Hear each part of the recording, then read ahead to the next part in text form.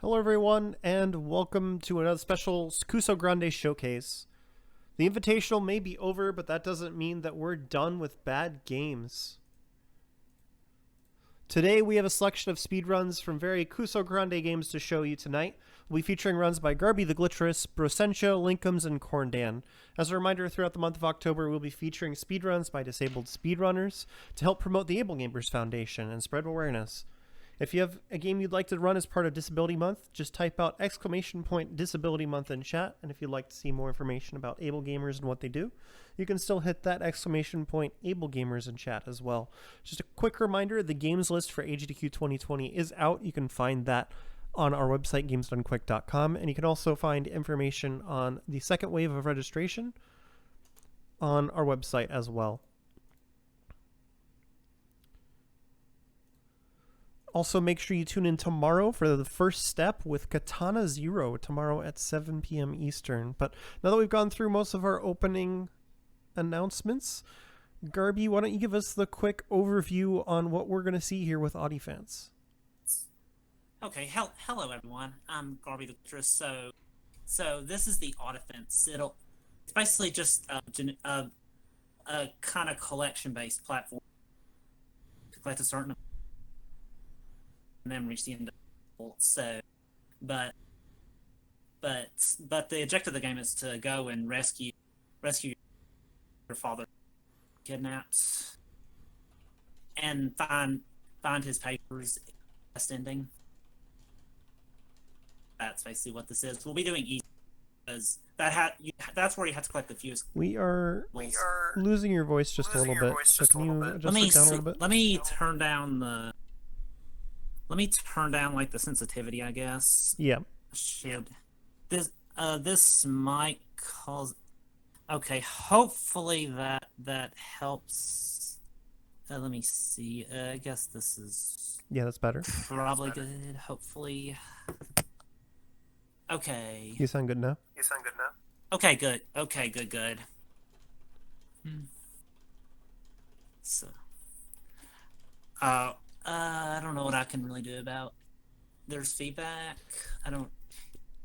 That's fine, because Garby's going to be commentating mostly on her own. Oh, yeah.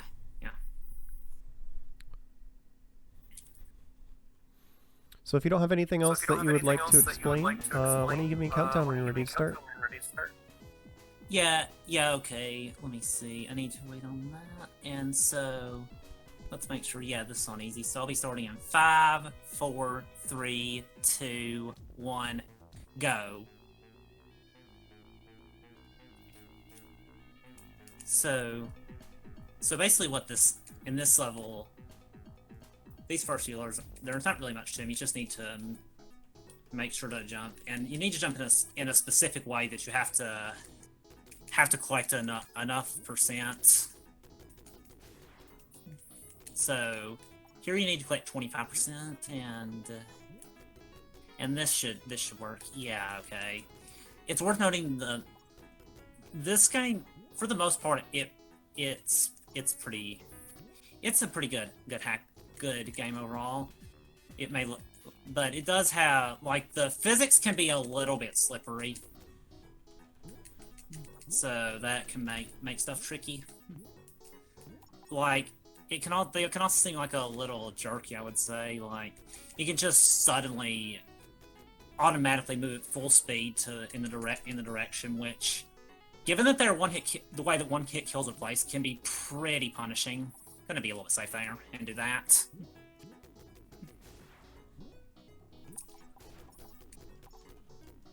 See, I'm just gonna try to get these. Okay. Kind of being a little safer on making sure to collect stuff. Oh wow, I made that jump too early. Happens. Oh. Okay. But, yeah.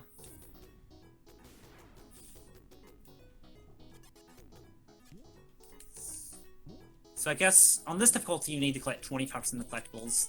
I feel like that normal and difficult would probably be be much longer run just because you have to collect more percent, and also don't feel like that'd be as interesting because a big part of this game is the skips you can do, and you can't really do those in the higher difficulties.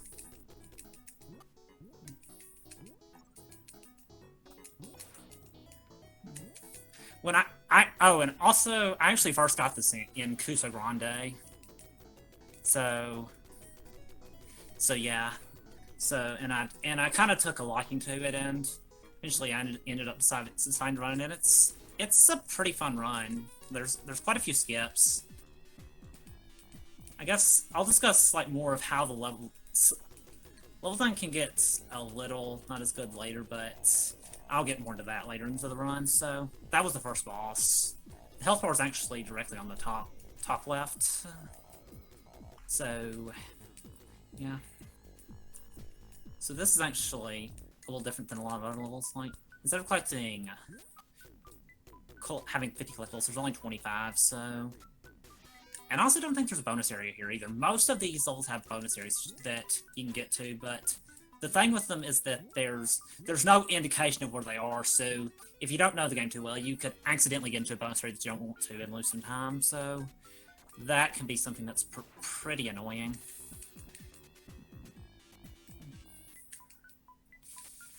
Okay. Why really? No. I'm trying to do a skip. Really? There's like a way to... Come on, game. So what I'm trying to do is like, if I get damage boosted, I can like... I guess my hitbox is different or something. I don't know. There we go. Okay, that took a bit, but yeah. Oh wow, am I really this low on health? I don't know.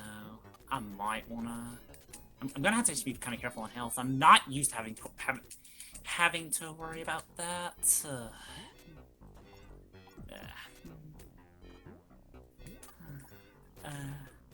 I need to make sure to not take a death because if I take a death, I'll lose like this power up. It's not as big a deal to lose it now, though. I'm gonna be a little careful, though. Okay, that was actually a little bit daring.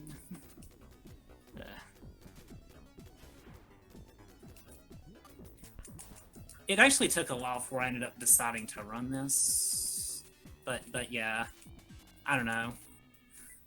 We had another Kusogrande match of Woody Woodpecker, or otherwise known as Férias Frustradas Pica-Pau, and I was just too distracted by that game to run this for a while. Because, you know, that game's just so amazing, but hey. We'll get there later, I guess. I'll be running that after this.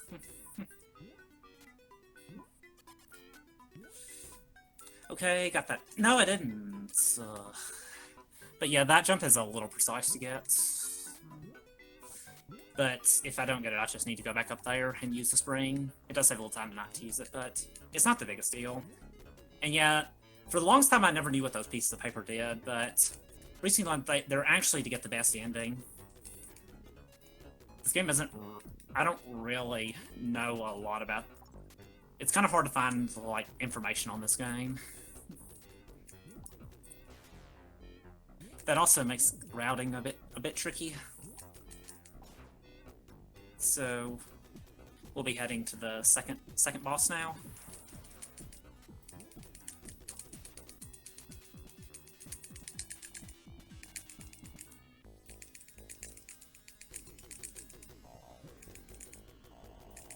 So here I just like wanna just spam these. This is actually harder in the higher difficulty just because you can't take as many hits. But here you can pretty much just do that and you'll always be good. 3 lives. I should be fine on lives. There are some places where I want to take it. This is the first level I want to be taking an intentional death just so I can spawn back here because switches stay pressed in between deaths. So if I just press this. Also, I should have been taking damage as I was going through this. So this will take a little bit longer. putting in so much time, but still.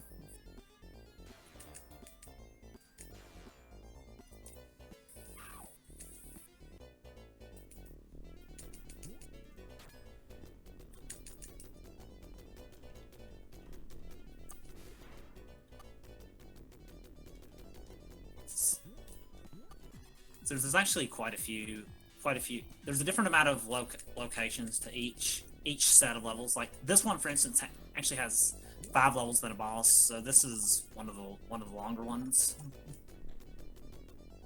But levels here are generally pretty short.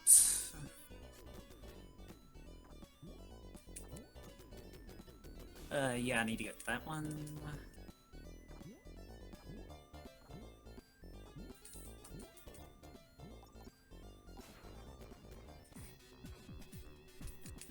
Yeah, the art for the projectile here, yeah, it's kind of not the best. It can be kind of frustrating to actually hit the enemy. Like the placement of a lot of stuff in this game isn't really the best. Overall, I still have fun playing it. So now it's time for probably one of the hard levels here. I'm gonna be. There's actually a skip I'll want to do here. If I can get it. So I want to like that. I just want to jump in that specific place and I can avoid touching the spikes. It's probably the. You can also like jump on the bee and just skip directly past the spikes, but I find the way I did it to probably be the easiest way. This level can be a little bit tricky toward the end just because there's so many things cramped close together. But that went pretty well. I want to make sure to wait on some stuff because a lot of times you can just fall all the way down if you get hit because of knockback. So I should be fine on live. So far, as long as I don't add too much more. Oh wow.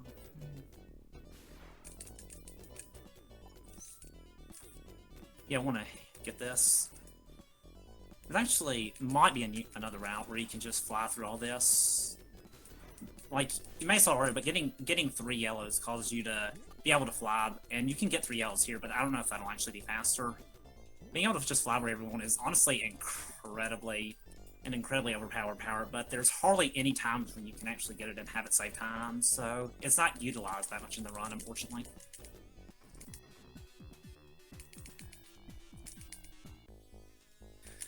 But if there was like some kind of another game with this kind of same way, same level design, or I mean like same general structure, but it's just different level design, I'd probably really be into that.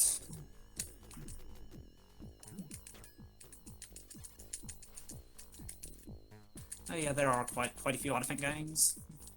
This is also for the Game Gear too. It has different level design, but a lot of stuff about it is similar, and I hear it's also shorter. I haven't really played it too much though.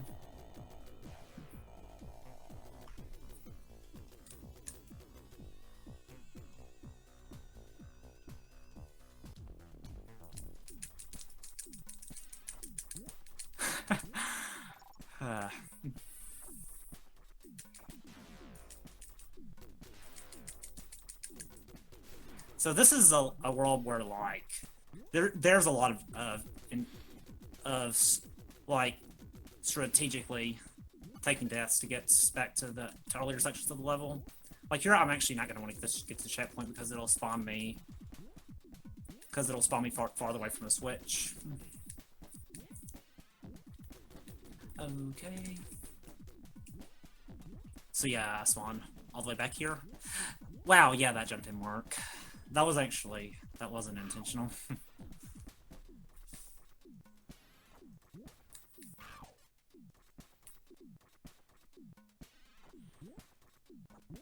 But that's not really the worst death. It just happened right at the beginning. Deaths can really vary in how punishing they are. Like, you lose the popsicle power you have if you take a death, which in some cases could even make you have to lose and continue. So hopefully that didn't happen, and there aren't any major mistakes like that. Mainly the reason why I have the estimate at 28 minutes. I don't actually know what's on, so I don't know how this is compared to P, but yeah. I think it should probably impact full investment so far.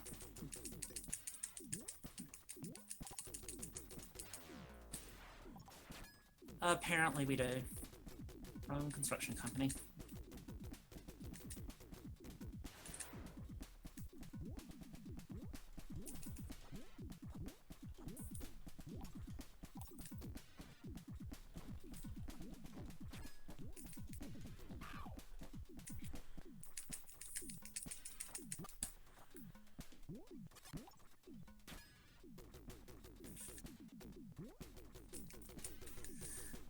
But yeah, this is kind of not really much that level, I guess. It's not really hard at all to get a lot of percent in some of these levels. This level is honestly a little strange to me. Like, there's not really much challenge to it. You just have to go around collecting enough stuff. Like here, what I'm gonna do is just like do this. There's multiple different ways you can do this level that aren't really much different in time from each other, but that's how I generally do it. Okay, so this boss is probably the one I find the hardest. So you have to be very particular with where it lands to not have bad stuff happen.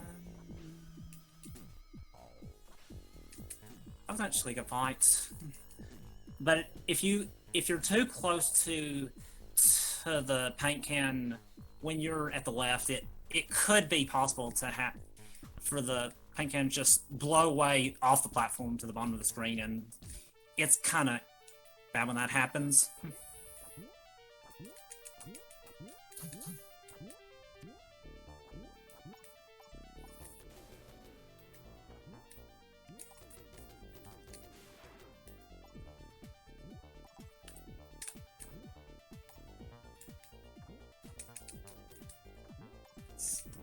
So this level is probably too hard. You gave me a little trouble at first just because I didn't know you just had to go to the top.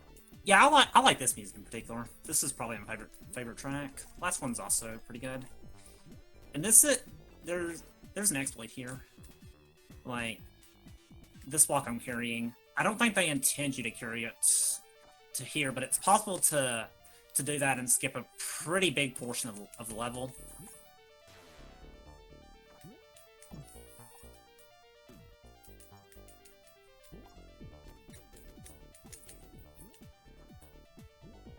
Like, I don't think a lot of the skips in the later half of the run were really intended.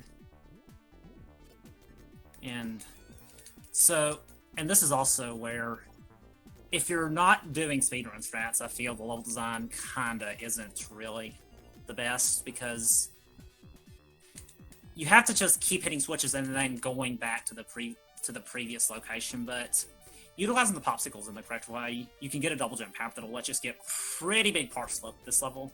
This is probably the level where it saves the most time. Yeah, good, that works. That's a kind of precise jump, and you don't have to wait on that platform there, but I decided to do it. It's pretty precise to not have to do it. So, just want to play that part kind of safely.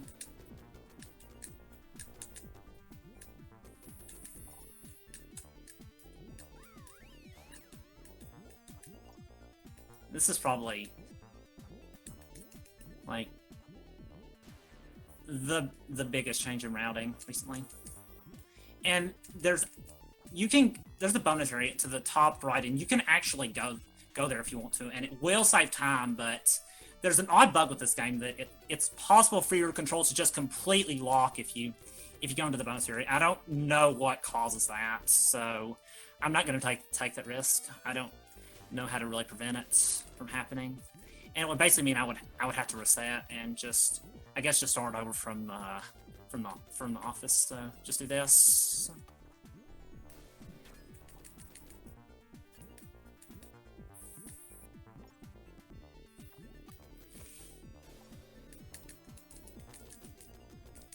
It doesn't lose too much time to not go in the bonus area, just because the bonus area takes a little bit of time to lose. And you can also get percent easier by doing it this way.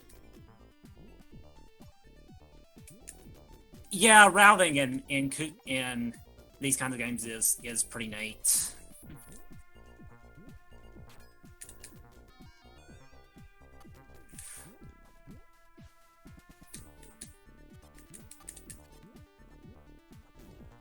You know, it's kind of a shame you don't get to hear the entire loop of the song. But you don't really stay in these levels too long. But this song actually it goes on for a couple of minutes, which I guess is pretty good for, which I guess is actually a pretty good length. But you don't get to hear the entire loop, unfortunately, unless I make a mistake.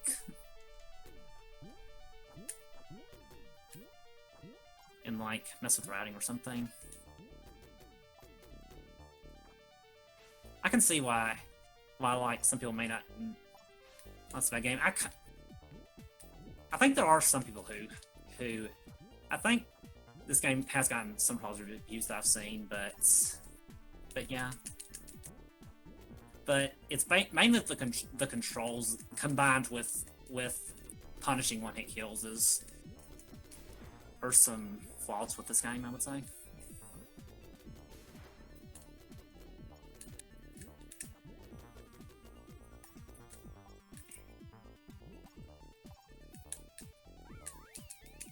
Yeah, this game does have some pretty good charm.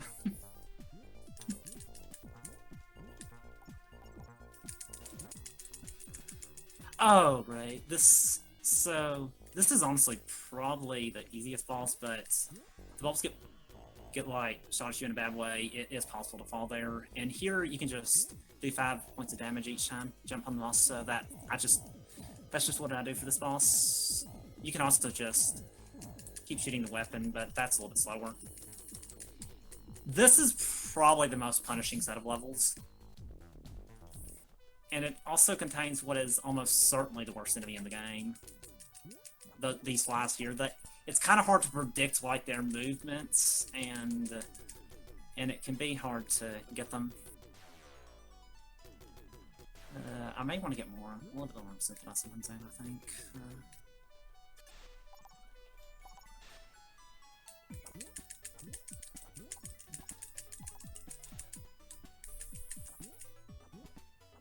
Okay.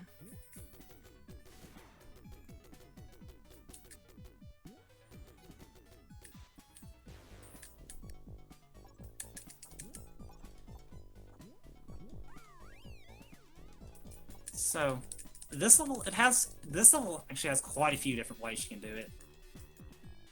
Did I even go the right way? I think I did. Or maybe I didn't, but it's actually not too big a deal. Oh no, I don't want to get that one. Maybe I didn't.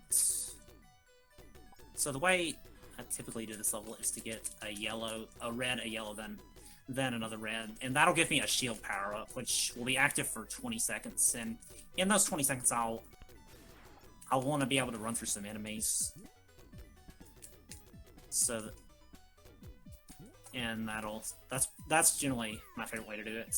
But there's also spring power you can get, but I kind of prefer doing it this way. I think it's the fast way I know of so far, I think. Yeah, of course those are in the way. Oh no, yeah, that is a thing that can happen. Huh. That's a little unfortunate, but still. That's a thing that happens, so I'll just wanna... Oh, I got a message.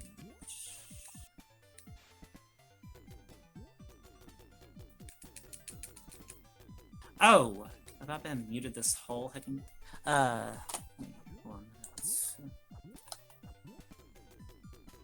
minute. Oh. You shouldn't be muted. Sorry, I was just had checking their stream something. quiet. Huh? You're not muted. Sorry. We hear you. Okay, thank you. I just like just checking stuff.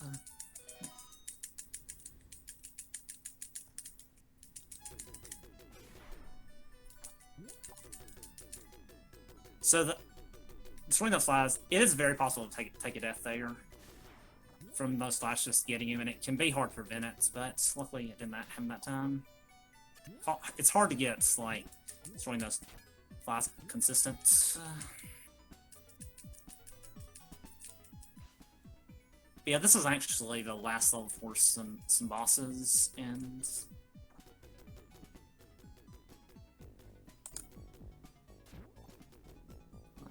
okay, I'm just getting. So what I'm gonna want to do here is like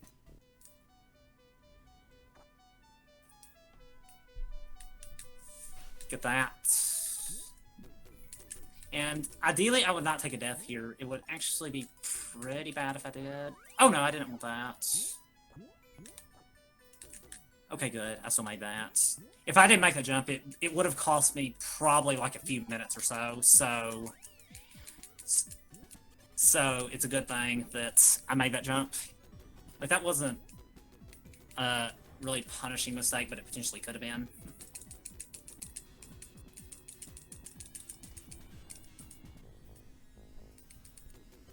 I even accidentally got that power fork in practice, so I'm kind of hoping that won't happen again, but still. If you jump in a certain way, it happens. So we're actually at the last two bosses. There I was able to get like multiple hits with one of the projectiles. If you have him jump in a certain way and hit him, then you can do that. So that saves some time. Then those come out in. Get those in. Ideally, I'd be able to finish this boss off pretty quickly with just repeatedly jumping on him.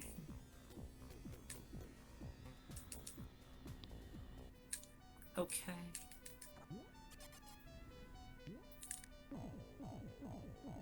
Okay, yeah, that was actually a pretty good fight. So, oh yeah, time's in a bit. After that time, sorry, I always forget to call that out.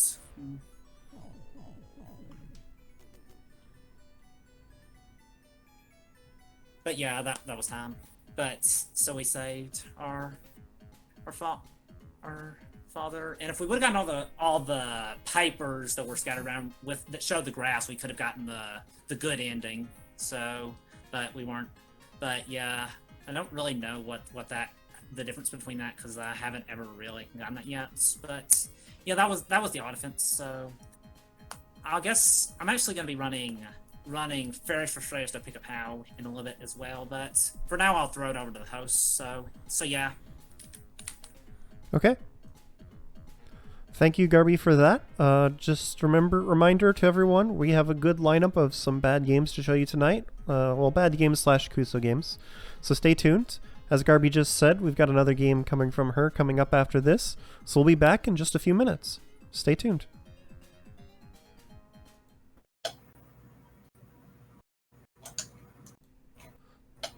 All right, everyone, welcome back after that quick break. We have Garby here ready to run Férias Frustradas do Pica-Pau for us.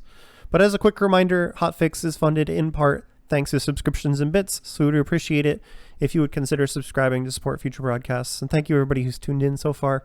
We have several more games of questionable quality coming up after this, but I'm going to turn it over to Garby here. She can give us the quick intro on Férias Frustradas do Pica-Pau, and then we'll get started here in just a moment. So Garby, why don't you take it away? Okay, so hello everyone. This is Férias Frustradas do Pica-Pau. The main plot of this game is that you need to say just all of your family's been kidnapped by Buzz, and you need to save them. And this is based off the Woody Woodpecker series. It translates to Woody Woodpecker's Frustrating Vacations, and this was a Brazil only release by Tectoy. So, and we'll be playing on difficult mode as that. And the difference between that is that it reduces, it takes away your iframes, and there are more levels to do. And I think those are there's just fewer levels in. And no iframes, so yeah.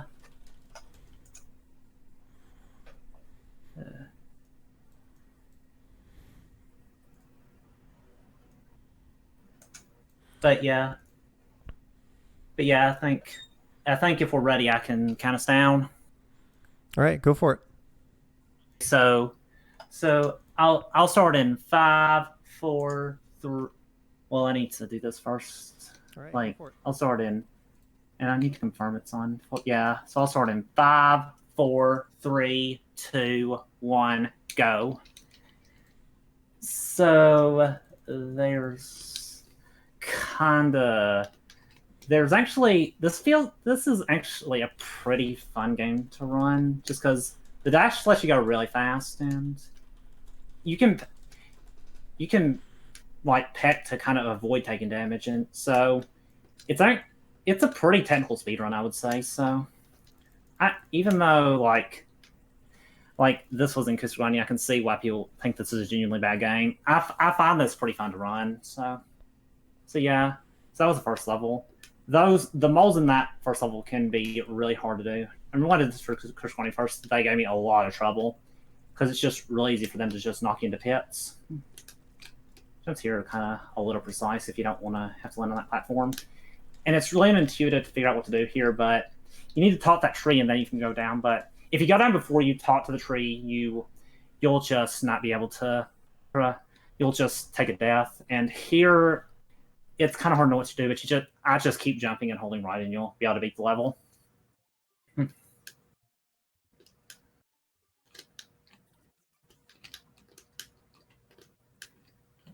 Okay, that was not the best cycle there. Like, I need to shoot an acorn to it and then peck it.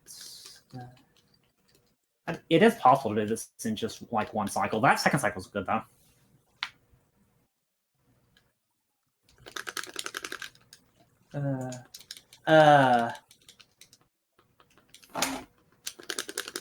If you can increase it, I can do that real quick, like the game audio. But yeah.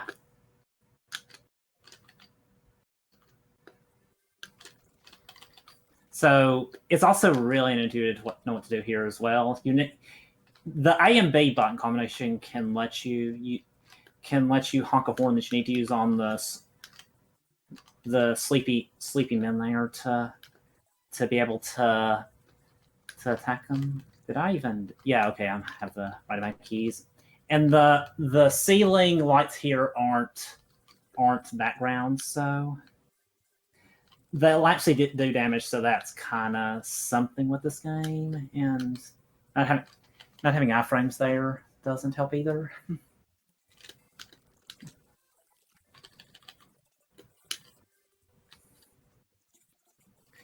And so this is just another one levels.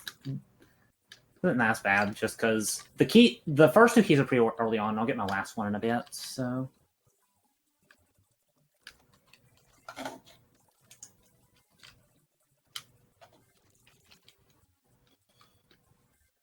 and those pie things they'll restore my health.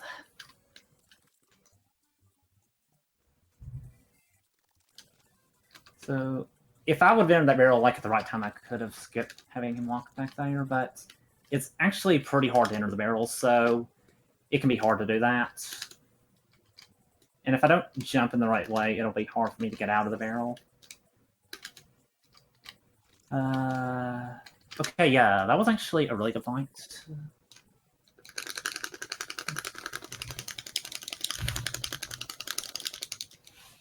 Like, it took me a while to figure out what to do there, though. In the Kusogrande match we had of this, yeah. In case was a surprise. I got the reason I know that's going to because I got it in Kusogrande.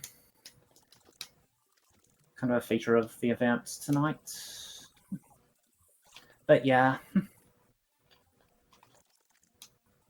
So I may want to get these lives just for safety. The fifth level in particular can be pretty tricky, so it's good to have as many lives as I can. And I'll also take some intentional deaths later in the run, just because they'll refill my health.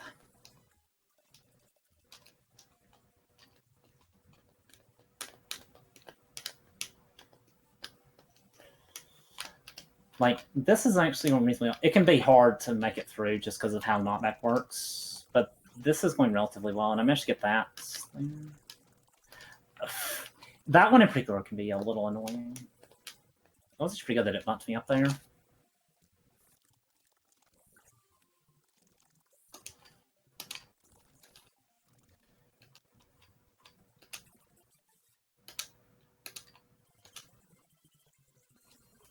So the damage you take from those rots, it can actually be...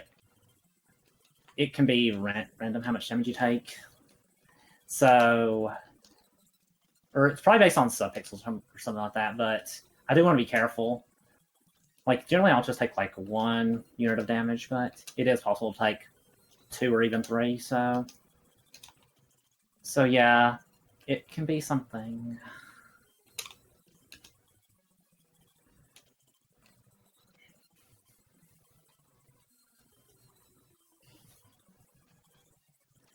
So now we'll be, and I took that death intentionally just to regain health. Okay. So I want to do this in a really specific way. If he bounces to the right, it can be possible to. It can make it harder to be able to get him in time. The window for hitting him with that after you do that is really small. So and with how positioning is, it can be pretty tricky to quite well. Hitboxes are definitely a thing in this game. With some enemies, I seem to notice that the way it works is that if you're pecking to avoid damage, you'll still take the damage after you're done pecking if you collab with an enemy while you're pecking. So it's kind of odd how stuff works. Hitboxes work in this game.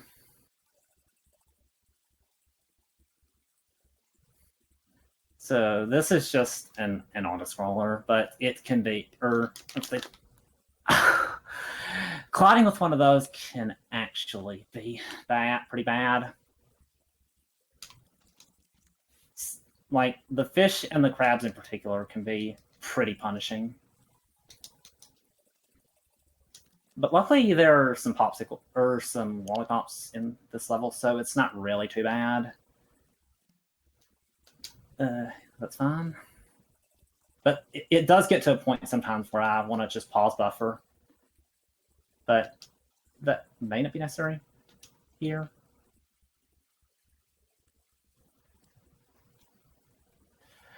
Okay, I think we're almost done with this level. This is the only part I really have memorized too well. So that I just know it'll be rewrought. So a fish, then a crab, then another fish, and then we'll be done with this. Oh wow. What do I want to do?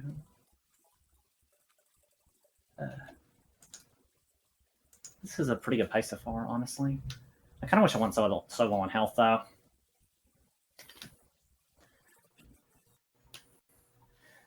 Like, some of the enemies here can be pretty bad. It may have been better for me to take intentional death in that area. Hopefully I don't take one against. Hopefully I don't take a death against the alligator boss. But this level, it's not really too challenging. Like, just mainly because there aren't any like bottomless pits and stuff. I guess if you don't get your positioning right, it can be a little punishing though. I think that's the end, yeah. So this boss, it's kind of deceptively tricky. You can chain hits, but if he gets into the wrong place, it could be pretty bad. Like, if he gets into the corner in particular, it can be hard to make it so you can hit him. You need to hit his tail, but if he gets to a certain place, it could be possible to make for it to be hard to be in. Okay, that actually went reasonably well. Not doing those hits that quickly may have helped that. It's like, even possible to be in the far left of the screen and him just facing toward you, and that way his tail will actually be off the screen and make it hard to hit. And hey, shout out to a graphical glitch. I'm pretty sure it's not actually supposed to look like this. I have a kind of a strat I've recently learned. It is possible to just go directly down, and that would save a little time, but it's not that safe. If something goes well, this could. Oh, I should have taken intentional death. It should be fine. What I always say. Oh wow! Seriously, game. I need to actually be careful with health.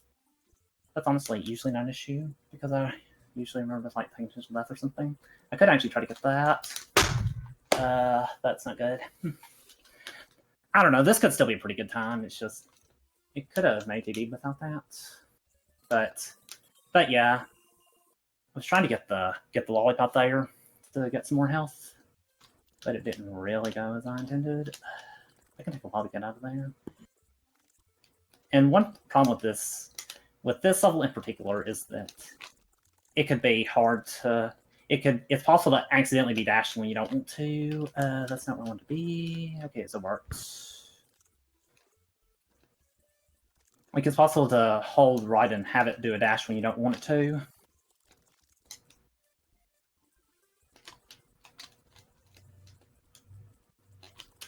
I'm still kind of doing risky strats just because I don't know.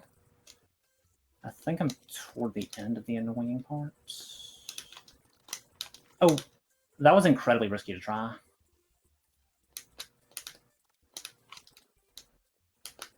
But it worked out.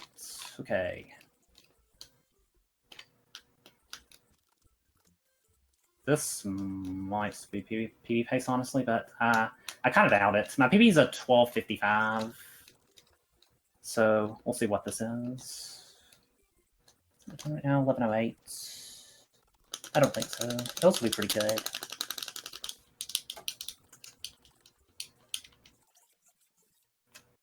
But that level is probably the most tricky level in this game. Just because of all the bottomless pits and moles.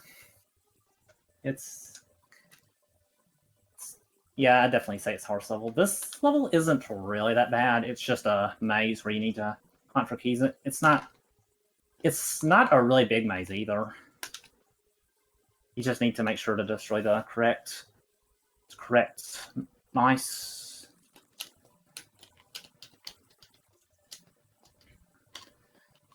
But yeah, it's not really. But it can still be annoying to if you're new to just try to find them and get the right one. This is the one annoying part. If you do that incorrectly, it's possible to just fall down there and have to repeat that section. Okay, this will be probably level 13, so that's a pretty good time.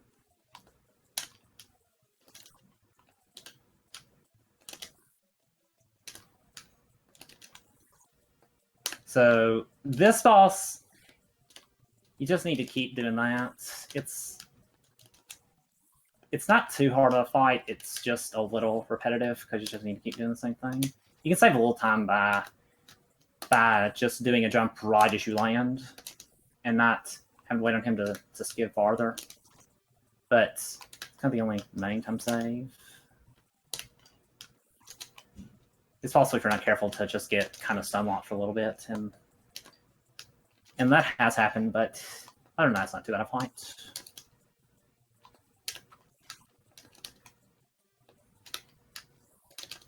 Okay, so time.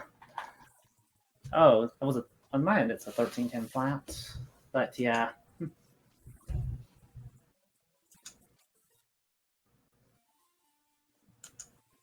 So there we go. We saved our family members and going back home. So yeah, that was Férias Frustradas to Pica-Pau. So that's all of my games for this event. So I just want to thank Rail Coonan, everyone from the Hotfix for having me, and so I'll just throw it back over to the host. So thanks for having me. I'm Garby the Glittrous. Thanks for having me. All right, thanks, Garby. Is there anybody else you'd like to give a shout out to before we wrap things up with you? Well, I guess I'll just say my Twitch my Twitch channel's listed on there, but I'm Garby the Glittrous on Twitch. So yeah, I guess I'll also mention that Space Cow also runs this game, so check them out too. So yeah, thanks for having me. All right, thanks, Garby. We're going to take a quick break here, and Brosentia's got a surprise game for us coming up next, so make sure you stay tuned. It's something. I saw a few minutes of it, so you don't want to miss it. We'll be back right after this.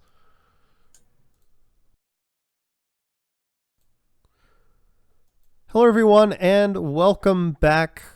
We've got Brosentia here. He's going to be showing off something amazing for us today.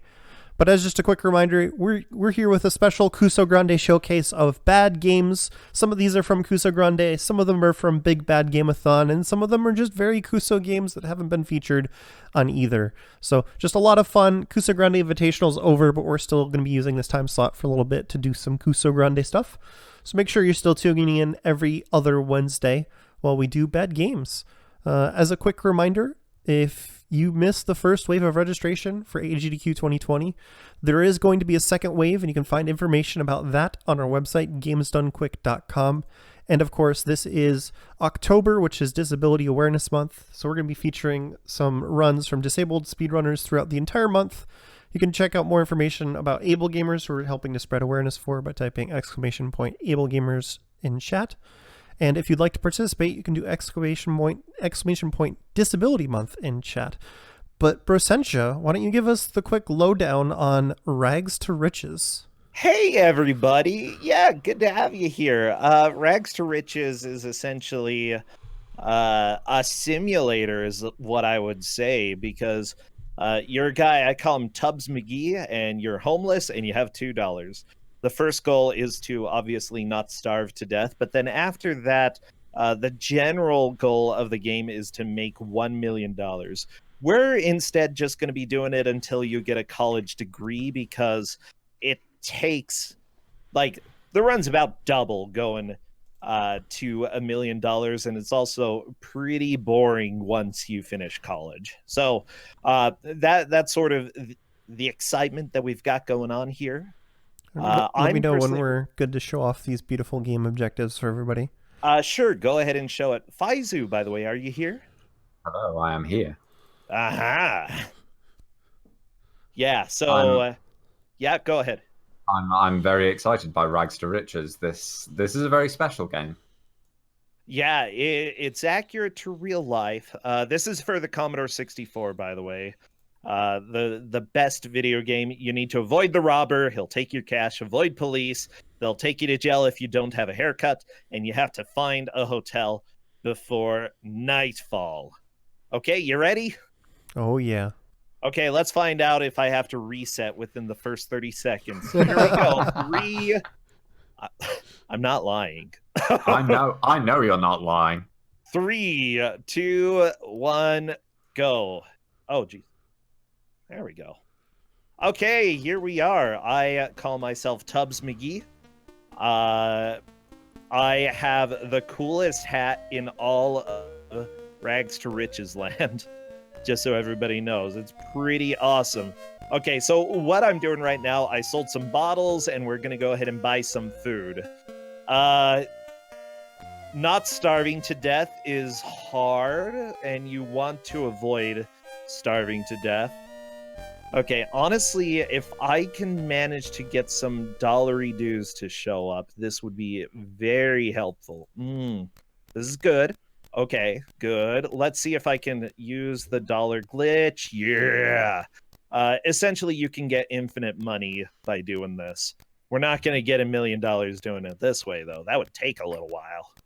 That would take forever, yes. Okay.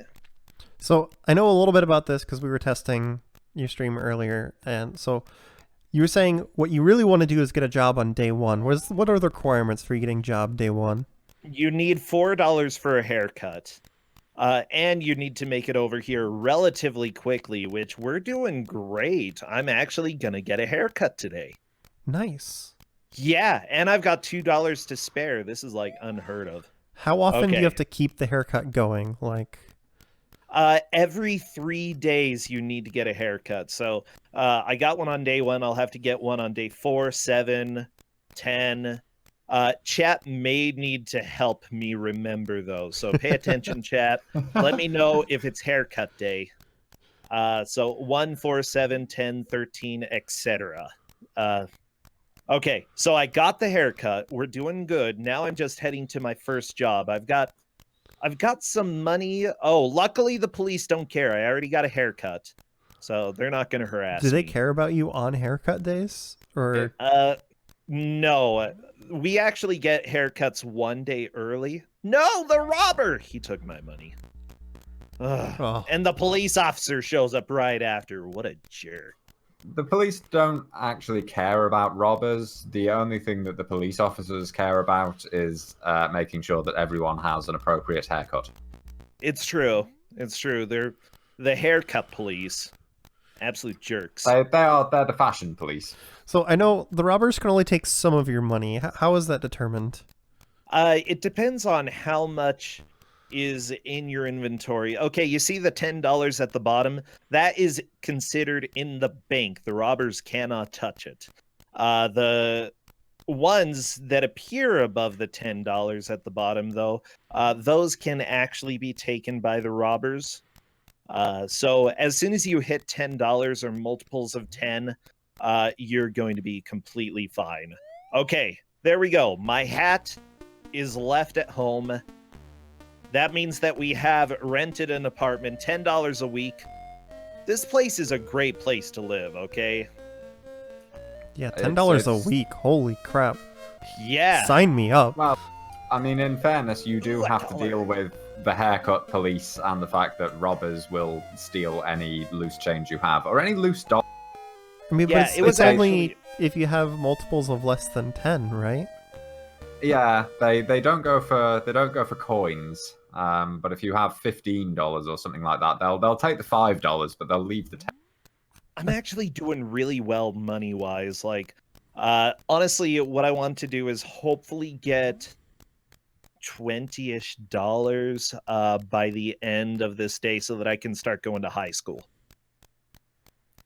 I'm assuming that the coins are generally just not No! worth stopping for most of the Oh time. my gosh. Yeah, the coins aren't. Bottles are worth 2 coins, so occasionally picking them up is fine. I was really scared Oh by my that robber, God. though. He just wanted me. He wanted my $3 in my inventory. Okay. Now. Well, go ahead. When you can only steal $9 maximum, you have to be on the lookout for people. You know, you've got a quota that you've got to get through each day. Okay, this job gives me $12. It's 2 p.m. There we go. No robbers. Good. Just this nerd. Who wears a suit that color? Like, it's gross. It's kind of pale. I think this is the 80s. That might explain it. Oh, yeah.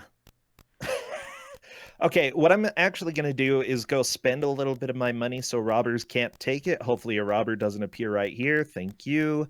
Just a guy in a white suit. No robber, no robber, no robber. We're going to buy 3 tickets. 1, 2, 3. And those are my subway tickets. The blue on the left. By the way, I have 1 bone in my pocket. We're not going to see me use it at all. Sorry. We skipped that because we had a really good first day. But you can use that in order to get money. Yeah, you use the bone so that you can go into the junkyard, I think. Yes. Yes, Come you use the bone to distract the dog in the junkyard. Day so that you can go 3. in and take stuff. Yeah. Okay, now we're going to go to the east side of town, which is a little bit scary. The IRS lives there and on the north side, so we just are hoping no IRS. Okay, good so far. No IRS. The IRS Ooh, $1. The IRS are sort of like the robbers, except they only go after you if you've got lots of money. Oh, no! And- Oh, there they were. It's just flashing IRS. What? Yeah, Yes. yeah. The IRS. You know it's the IRS because it says IRS. It is actually just a man with the words IRS flashing in front of his face. And a big briefcase.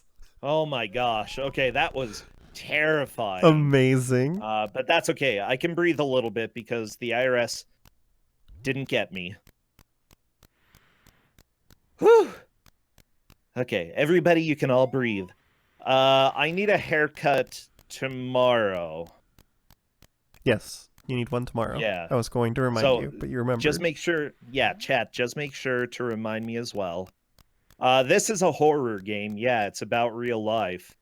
The IRS comes and they take your dollary dues. Yeah, this is fitting for Spooktober. Oh my gosh, yeah, it's the scariest game I play.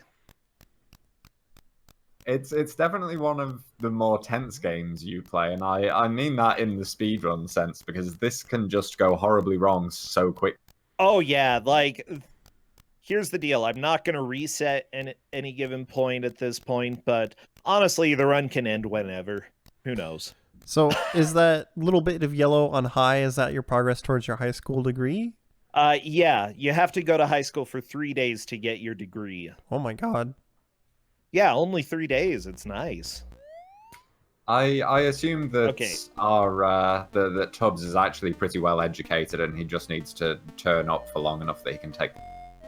So, Sure. what's the alcohol meter? Because it said in the beginning to keep your alcohol meter up, but you're ignoring it. Basically, you can drink alcohol to keep yourself alive if for some reason you're not able to get food. The downside, like if your food runs out, but you have alcohol in your body, you're not gonna die. You're gonna be fine. Okay. It's kind of true to real life. Just take my dollars. Dude. I don't think that's how that works, but yeah. It's exactly how it works. Okay, we're eating 1 slice of pizza. That's enough to keep us alive for the rest of the day. It's really well routed, okay? No, the IRS! Oh my gosh. Okay, go away, go away. They took my $10. It's fine. No, the robber! Oh my gosh, okay. Oh my god! I think I'm gonna be fine, though. And this is what I meant when I said that this game can go wrong so You quickly. just got wombo comboed, my dude. Yeah, the IRS followed by a robber. It's bad. It's really bad. The IRS It's are haircut also- day, but I don't have enough money for a haircut. Oh no. Oh, that means that I can't. No, can I still go to high school without a haircut? I don't know. Can I- you? I don't cannot recall. remember. I don't know. Oh no. Oh, I'm very stressed. Okay. We might have to end up going to the soup kitchen tomorrow. And that's like Yeah. free food if you don't have enough money, I guess? Or is it just free Yep, food always? But it's on the other side of town. So it's a little bit of work to get over there. Okay.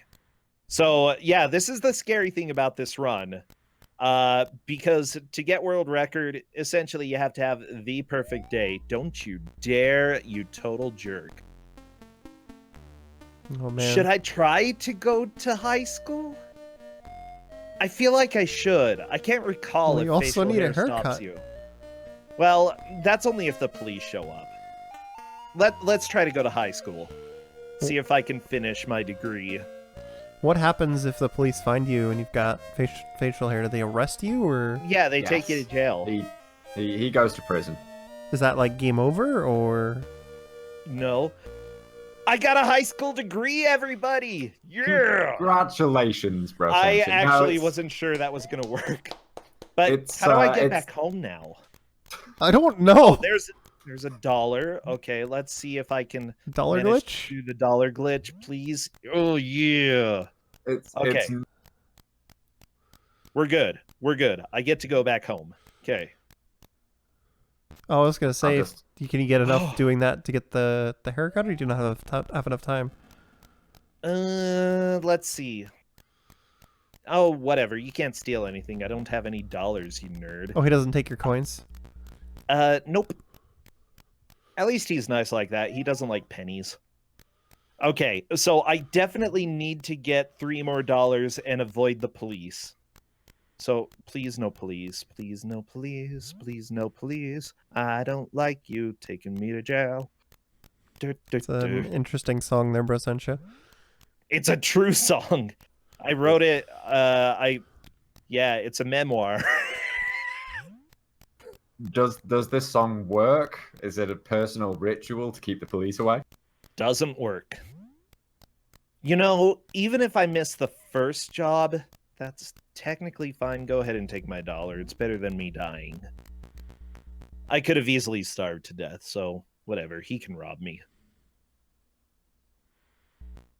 Oh no, the police. Okay, we're in jail. What do I do now? Oh, apparently...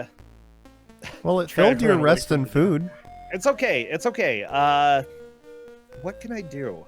That completely reset your rest and food meter. So Yeah. Jail has free food, which is a huge benefit in life. ooh, Jail will you can- feed you. you can dollar glitch here, right? Yeah, I need to get up to $6 here. Okay. So that should- good. Get you back on track, assuming we don't find a robber here. You never know, Real Never. No, never say that. That guarantees a robber. I mean, Oh, I've got to try, right? No, go away! Run away, Tubbs! Run! Oh my Run, gosh. Brossentia! No, Run! no, turn back, Run! you robber! I'm in front of the jail, and you're oh, you jerk! Jinx successful. Wow. Okay, I have no money. What am I gonna do? I could possibly go use bones. Actually, that might be the best way to deal with this right now. Oh, we actually get to visit the junkyard? Yeah, we get to go to the junkyard, everybody. Ooh. Are you ready? Nice. We were told we wouldn't get to see it. Bonus Yeah, I content. didn't think we were gonna see this, but yeah, bonus, everybody. Oh my gosh. See, this is what happens if you don't get a haircut. You end up on the wrong side of town. That's just it. It's you don't get a haircut. If you don't get a haircut, it's just a downward spiral from there. You'll wind up in jail, and robbers will take up to $9. It's terrible. No, the police! Oh, they're on to me. Oh, good. Okay, he's gone. Oh, it's give okay. up. We're fine. We're fine. Okay, I'm gonna buy one. If I can get $1 more, we can just go get a haircut and stop this nightmare right now. Like, all I need is $1 more. How many coins do you get Unfortunately, per... the police came here. How many coins do you get per bottle, sorry? 2. Oh, man. So I've got 6 coins. You know what? I can probably head to the other side of town and then get robbed and then die. You're also running out of time on your sleeping place, right? Oh, it's fine. We're gonna be fine. I got that day 1. No! Why? Oh my god! And the police are after me. No! Don't you dare! Don't you freaking dare! Can I duck in the barbershop? Okay, I can't get a haircut, but at least I can hide there. Okay. The barber and we go way back, okay? This is an amazing amount of trolling. I love it. This is a lot of trolling already. No! Why would you do that? Oh my gosh. I don't know why Brossentia is saying already. This is just how this game works. Yeah. Okay, at least I'm gonna be able to go to sleep. And probably... Like, I just need $1 more. That's all I want. No, the police! Oh, okay, he decided to leave. I mean, wouldn't the police be fine at this point? No! They you hate me. You would lose this day, which you're already most of the way through, and you'd fill up your rest and food. Oh my gosh. Yeah. I'm sorry, I'm very stressed right now, Railcoon. Oh my gosh. Okay, we're gonna be fine. I just need $1 more. That's all I need. Do the police take anything from you? No, they just take you to jail. Okay. No! Why? Although even going to jail means that you need to kind of struggle to get your way back. Don't take my money, please. I've got $3. That's all I've got. Oh, good. No, the police! Run away! He ran away from the cop. Oh my gosh! Don't get me! Don't get me! Oh, he got me. Okay, we're in jail. I'm curious if it'd be possible on a day where you've done... No! No, the robber! Oh my god! This is not okay. Totally not okay. Oh my god. If it was a day where you didn't have anything else you needed to do and you were just waiting to sleep, would getting arrested save time? No. Unfortunately, working jobs is going to be the best way to make time pass. Uh-oh, the police. They see me. Look, kind of go away. I don't even care about you, dude. Ooh, at this point, we're What if I sort do of in this? a horrible spiral where we're trying to claw our way back. Yeah, honestly, everything we is can wrong. get a haircut. Oh my gosh, Oh, but not we quite. I've also- only got $2. Yeah, we I also had to needed get a subway ticket. somewhere to sleep. tomorrow, right? Maybe. I don't know. Railcoon. I'm so stressed. I think we can sleep somewhere tonight. I think you're good tonight, but you need a new place to sleep tomorrow. You're probably right, yeah. Oh my gosh. It was only weekly housing after all. I just need $1 more. That's all I need, okay? And then we can actually start making progress again. You see, everyone was saying they want to live here because, it's only $10 a week. But look at how difficult it is to just make $10 a week. Yeah. Oh, no. It's the cops. Okay. I think I can hurry and get a haircut. Oh, I'm doing it. Go away, you nerd. There we go. Finally, haircut achieved, everybody. You are once again a respectable citizen. Thank goodness. Respectable? Well, more so. Okay. Wait. I can work this job and make a little money. Yeah. Yeah, I was going to ask about this one because much. it's right next to your It only rooms. gives you $6, so it's not usually worth it. Okay. We're actually back into getting this run back off of the crazy train. Here we go. Yep. I have my hat, which means I no longer have a place to sleep. I might... Yep. What am I going to do? As the saying goes, home is where you hang your hat. Well, if you can... There's the job at 8, right? Yeah, honestly, well, there's the job at 10 and the Or job 10, at 2. sorry. I'm going to be working both of those. It's just that I'd rather not stay in the $10 housing again.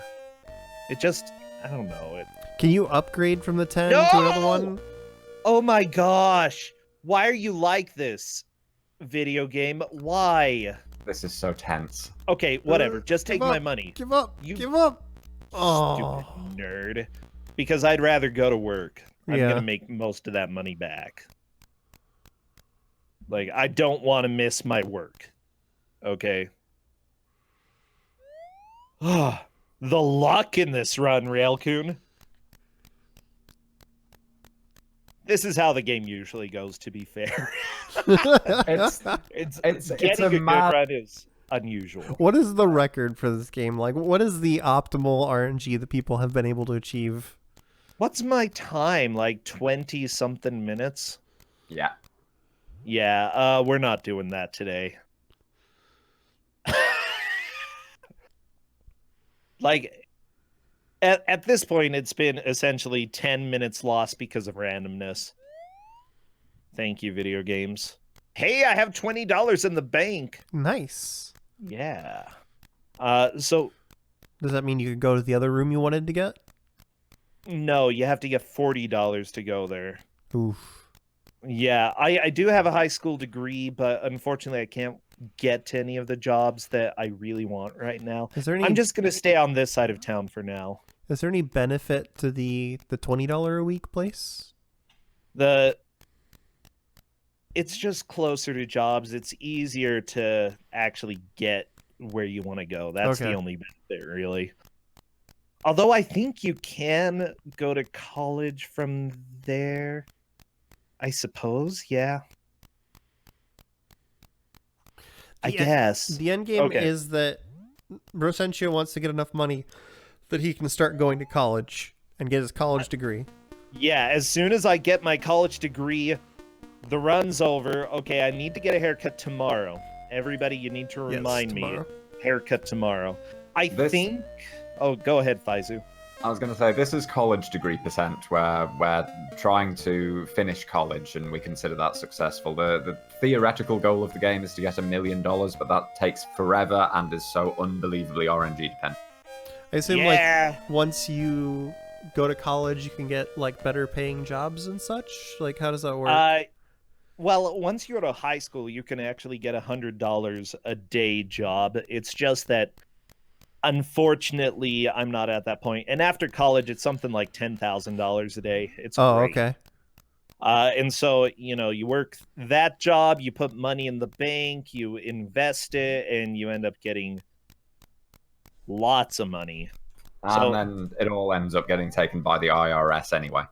Yeah, pretty much. So how much money does the IRS take from you? Everything that's in your account? Everything in the bank, Oh my except God. for the money that's in your wallet. Oh, that's awful. So It's basically, the IRS, man. the robbers will take anything up to $10, and the IRS will take everything else. That's, oh my God, that's cruel. How are you Yeah, supposed to finish? You're not, effectively. I So mean, this is there's the classic still a good Commodore- chance that I could starve to death at some point. So this is the classic Commodore Why? game where it's got a win condition, but you're not supposed to ever meet it. Like, I've gotten $1 million before in this I don't game. think- this game doesn't actually have an end screen, though, does it, bro? If you get $1 It million, doesn't. no, I didn't think. It Really? did. It said in the how to play that you needed to achieve $1 million, so I thought that would It trigger like an lies. end screen. It lies. There's no end That's- screen. The game as- just goes as- forever. As in real life, achieving $1 million is the eventual aim. It's the goal. It's the dream. But it's yeah. not the end. Exactly. Okay, we're going to have to work here one more day, and then we're going to the other side of town. I just need to remember haircut tomorrow. Haircut on day 10. I'll try to remind you. Thank you. Yeah, Emphasis on someone in try. chat says, remember haircut tomorrow, Mercentia? Okay, I've got $4 right now. I'm just doing it, okay? Getting a little trim. Yeah. Thank So- you, chat. You are all the best. Once you get 40, are you able to just immediately upgrade to the 40 a week place you want, or do you have to wait for this Yep. one to run out first? Nah, I can head over there. Okay. So, yeah, we're pretty much... whatever. I don't even have any cash on me. It's all in the bank, you nerd. And at the barber shop. Yeah. Okay, we're just going to go ahead and pick stuff up off the street until 10 a.m. My estimate was 40 minutes. I think I'm still going to be underestimate. I still feel that. I Yeah. believe. It's definitely possible. Thank you. I appreciate the confidence, Faizu. No, I'm just saying that this game can go off the rails at any moment, or you can actually get some good RNG for a change, and this will go really smoothly for a while. Yeah, there's still a really good chance I'm going to starve to death. You're fine on rest and food. Just wait. Because if the IRS gets to me, it's pretty much... Oh, because then you'll it be in a gets different... Scary. Is there not a soup kitchen in that side of town? Why would there be a soup kitchen on the rich side of town? Yeah, okay, I get it. So they take all of your money, so then you can't get back to soup kitchen to get your rest and food. Well, if you have enough train tickets, I guess you can, but... Actually, I should spend some money on train tickets today, just in case everything goes wrong and the IRS pops up right as soon as I go to the other side of Yeah, town. or in case Which a robber Which has shows up. happened. Which I they shouldn't will. say this. I shouldn't say this. Okay, because everything's gonna go wrong. Is that the maximum number of bottles you can carry at once? 5 bottles? You can't carry any more. Okay. Yeah. I always liken this to being kind of one of the first One of the first what? survival horror games. Yeah. Okay. Fingers crossed. No IRS, please. Oh, good. Good. Okay. We're good.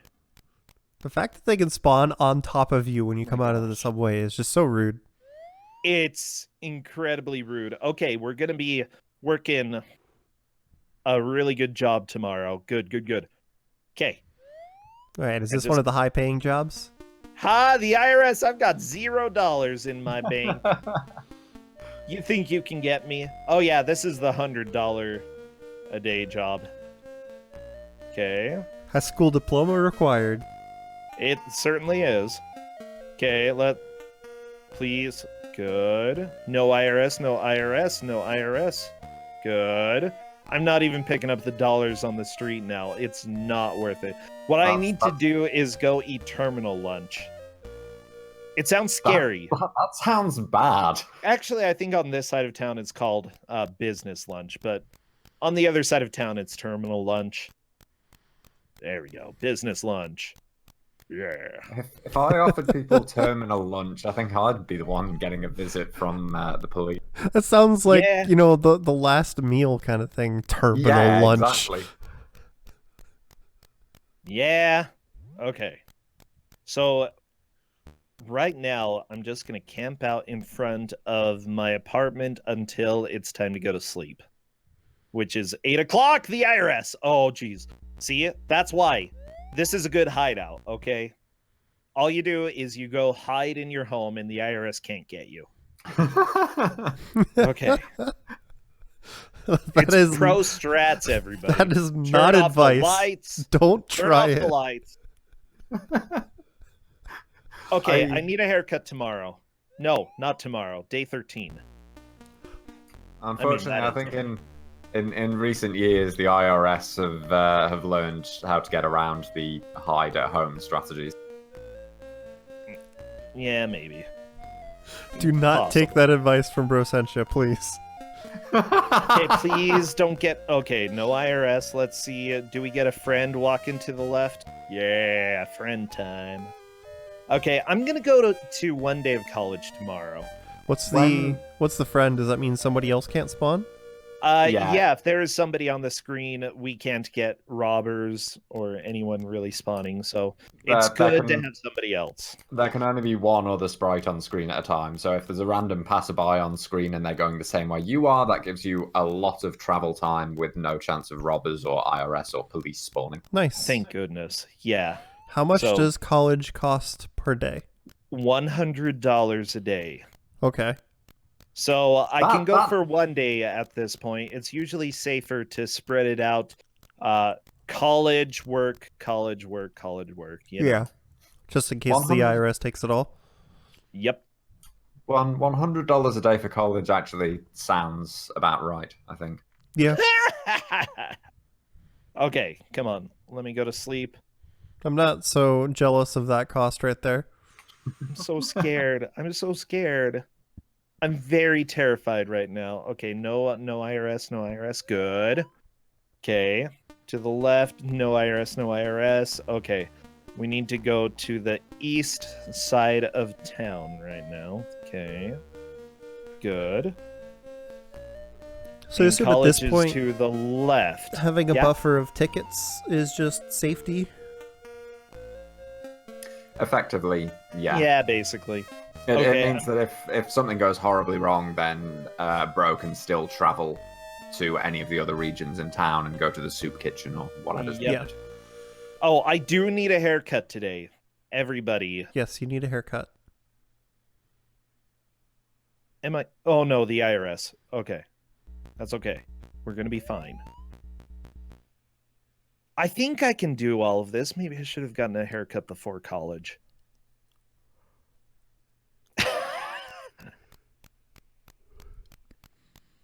Nah.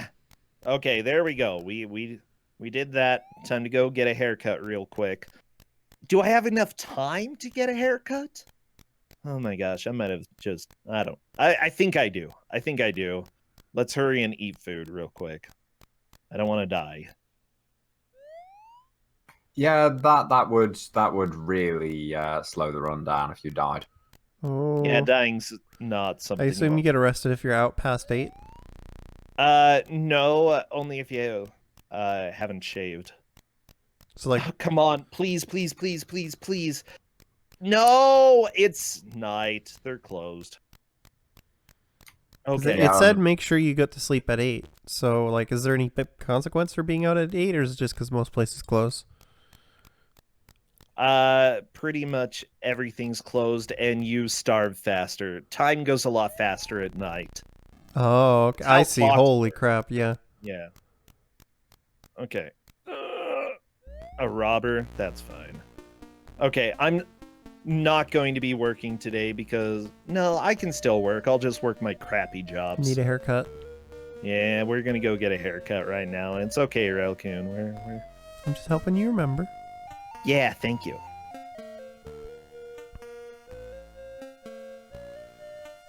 So which job are Thankfully, you doing we've- today? I'm just gonna go work the other jobs in this world. Like, on this side of town, it'll get me, what, $18 and make time pass faster. I can't get back to my high school diploma required job at this point.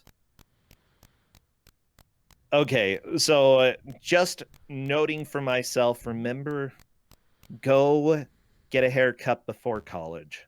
Okay. Day 17. Day 17. Yeah, day 17 will be a good haircut day. Yeah, honestly, it's faster to work these jobs than really to do anything else. So we're just going to go work. Doesn't get me much money, but it passes the time. You know, this is like, I remember some jobs I worked that there were some people who were like, you know, I just work this job. I don't need the money. Just got to pass the time away. To do. Yeah, and I'm like, wow, you chose an office job where you get to tell people that their water meters are broken. Yeah, I'm glad that you found what to do with all of your free time.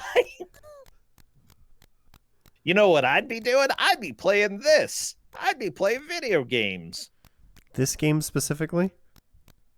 Well, I'm playing it right now. I've been tranced by this game, by the way. It's I'm It's a glad game. you're enjoying it. This game is fascinating. There is so little like this out there.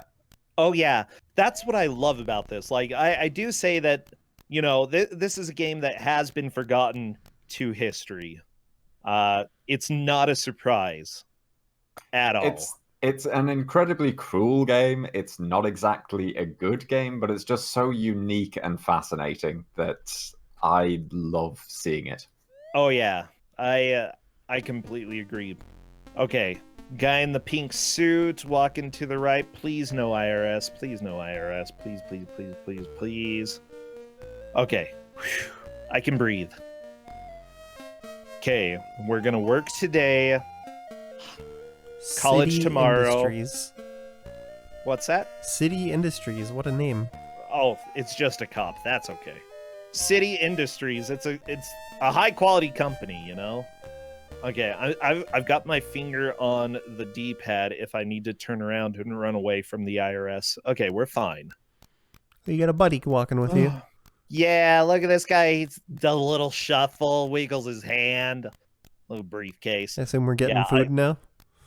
Heck yeah.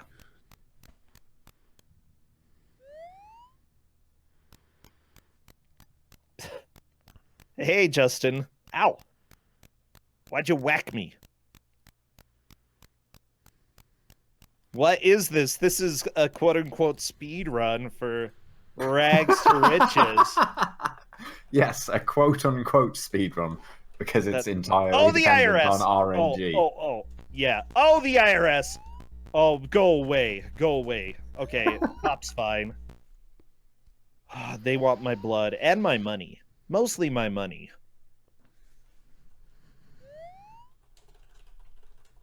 There we go. A robber? Yeah, take my money. I don't even care about you. Stupid nerd. Oh no, Okay. he took a couple dollars. Oh no, guess what? I have a high school diploma. What if he has a high school diploma too, Prosentia? He might. I don't know. I really shouldn't judge. Your mom goes to college.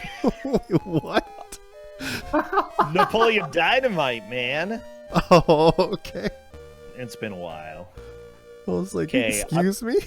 Now, robbers can show up. The IRS can show up here as well, which is why I'm hiding in the campus, okay? When you go to college, just know the IRS can't get you there.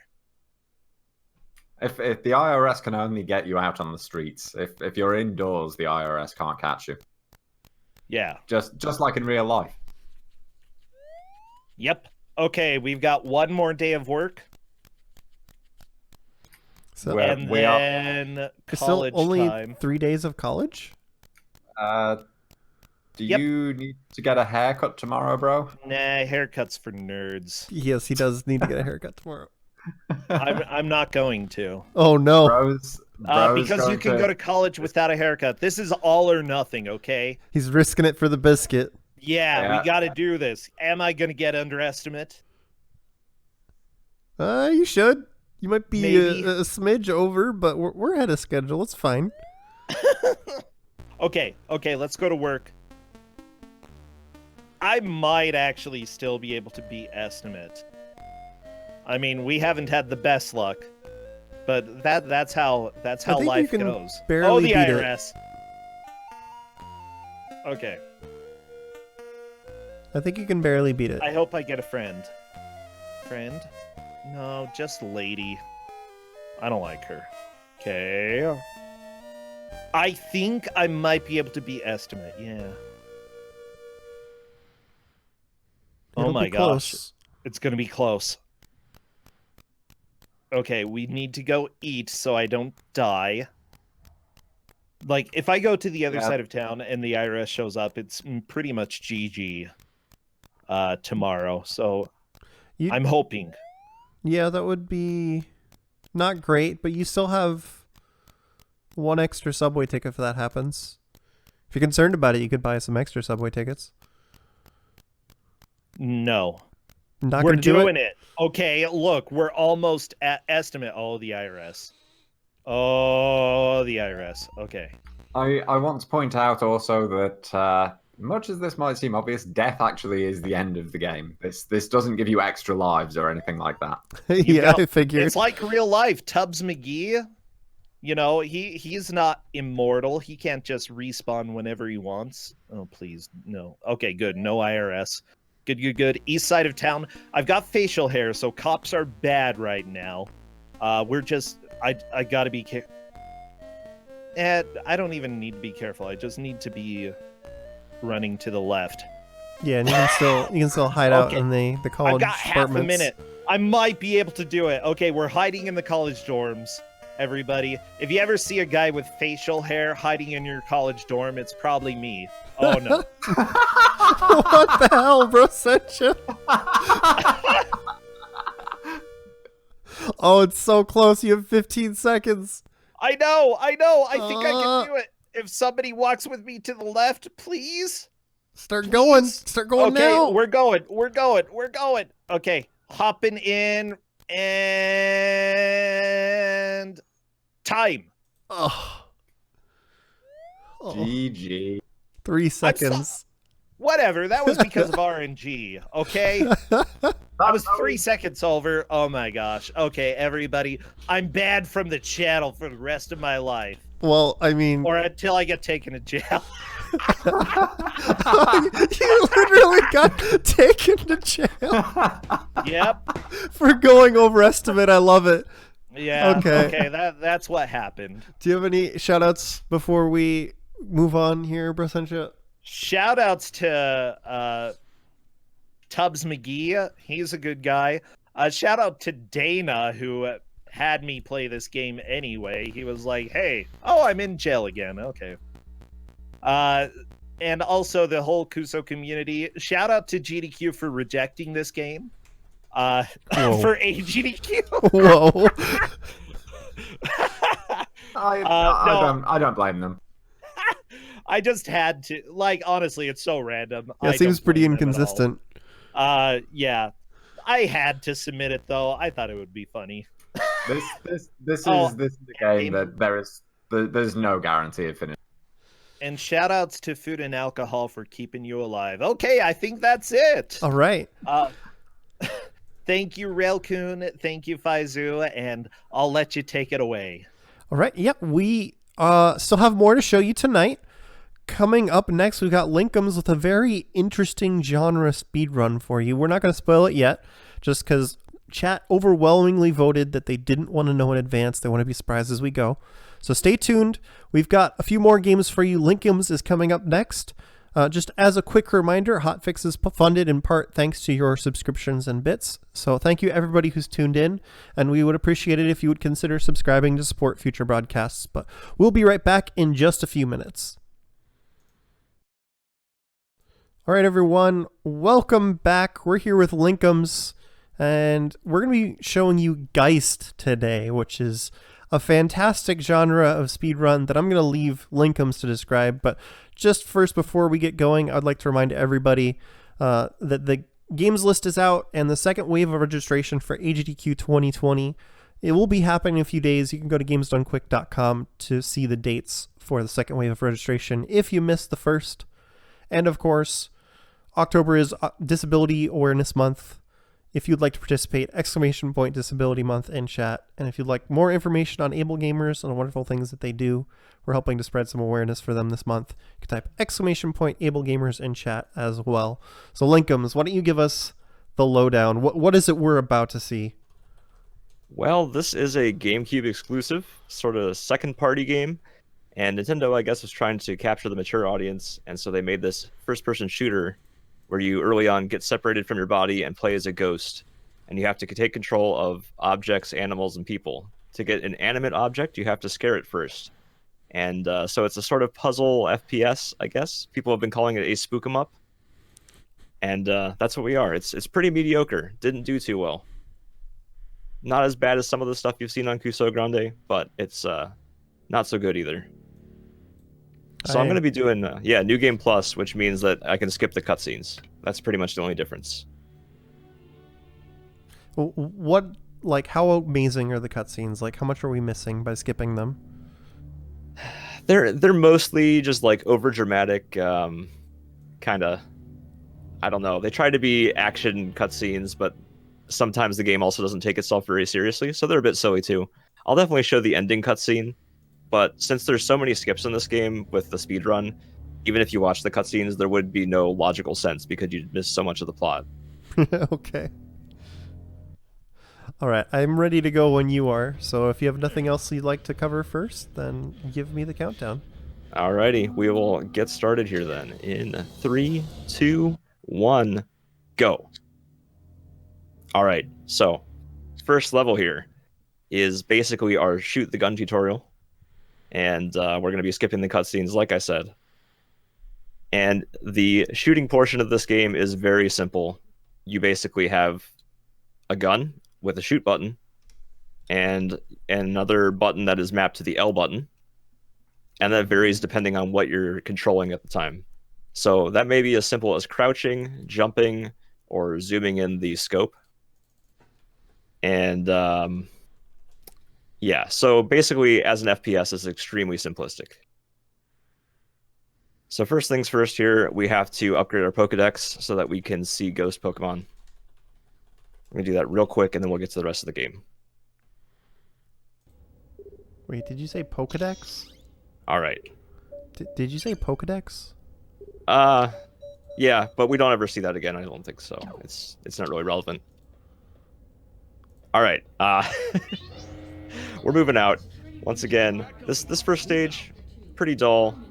But in general, we're going to want to break out of bounds as soon as possible and find our way to the next required objective. Each chapter in this game exists on a single map, or each chapter is its own map. And so if you can get out of bounds, you can go anywhere in the chapter within reason. So there are some limits to going out of bounds. And that is that you are stuck to the height that you get out of bounds at. And also, all the rooms exist, and so if you walk into a room while out of bounds, you can get stuck in that room and then soft lock if it's the wrong kind of room. So I'm going to be using a lot of visual and audio cues to make sure that I don't go in the wrong place. So here we are, getting our first out of bounds clip. Shoutouts to Nick's Report for the setup. And this will let us walk around a boss fight that is dependent on RNG. So basically, most of our out-of-bounds clips are going to be wedging ourselves into an acute angle and just holding a direction, and you push right out of bounds. It's very easy. This level in particular loads a little differently than most. Normally, you can walk anywhere you want, and everything's fine. This one just keeps loading things on top of things until the game lags to a crawl. So hopefully I got it, because the game is now running at about a frame every 3 seconds. I just sort of ran blindly in this direction, hoping to hit a cutscene trigger. Oh, I actually overshot it. That's fine. I walked past the map. So now I'm going back. We're gonna hit the cutscene trigger this time. All right. So this is one of the few differences between any percent and New Game Plus. Since we can skip cutscenes in New Game Plus, that means that we can watch. We can deal with this lag more or less. Actually, this is still pretty terrible. I want to hit the cutscene trigger before this happens. Because now I can't even tell what's happening. Oh no. Okay. This is fine. This is amazing. This is okay, guys. In any percent, this would be a disaster, but there's another way of making things load properly. In New Game Plus, we can skip the cutscene if I can actually get to the cutscene. Oh dear. Oh dear me. Don't adjust your streams. This is fine. I'm getting there. I'm in the right direction now. Almost. Hold on. I can feel it. I can almost feel it. Oh, we got it. We got it. All right. Now I'm going to hold start. And eventually the game will realize I'm holding start to skip the cutscene. And we're moving on. So now the plot has progressed. And we have been separated from our body in this machine that you're seeing very briefly here. And our ghost is being put into a simulation to be brainwashed and used as a weapon for bad guys. They have a brainwashing ghost machine. Come on, skip the cutscene, please. I'm pushing start. I'm pushing start. Wow. This is not ideal. I'm gonna start mashing start instead. How about that? This is really bad. I don't know why it's worse than usual. Oh dear. Wait. This is not good.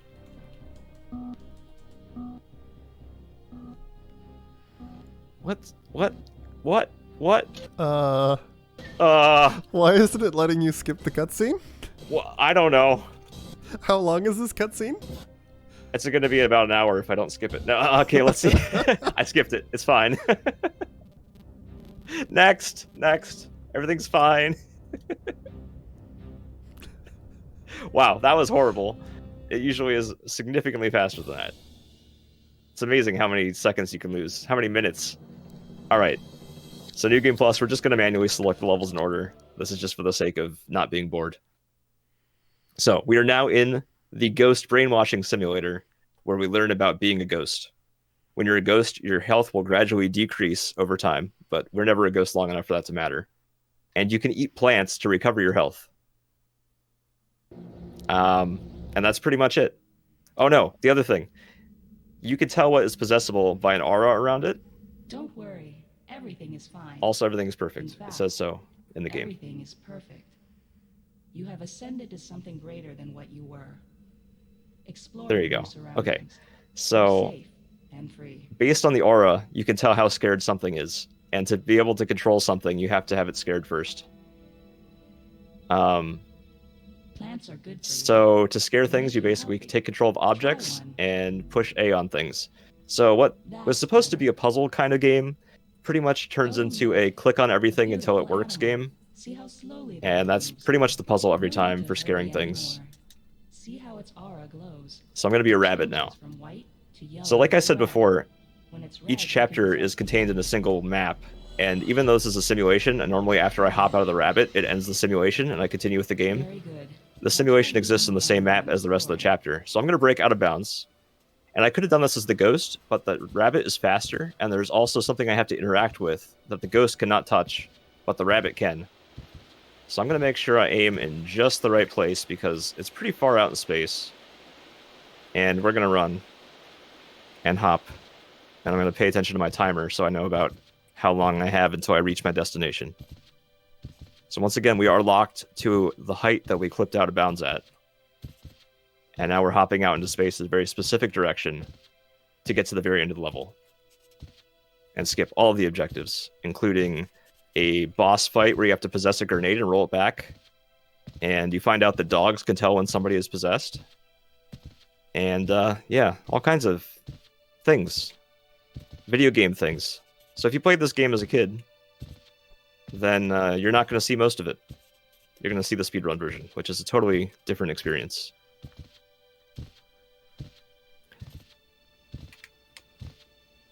All right. I was actually too far to the right, and I fell into a soft lock. Oh no. So you're doing very well, though. Good. So what I'm going to do, because that was basically the end, we're going to invalidate the run and just continue.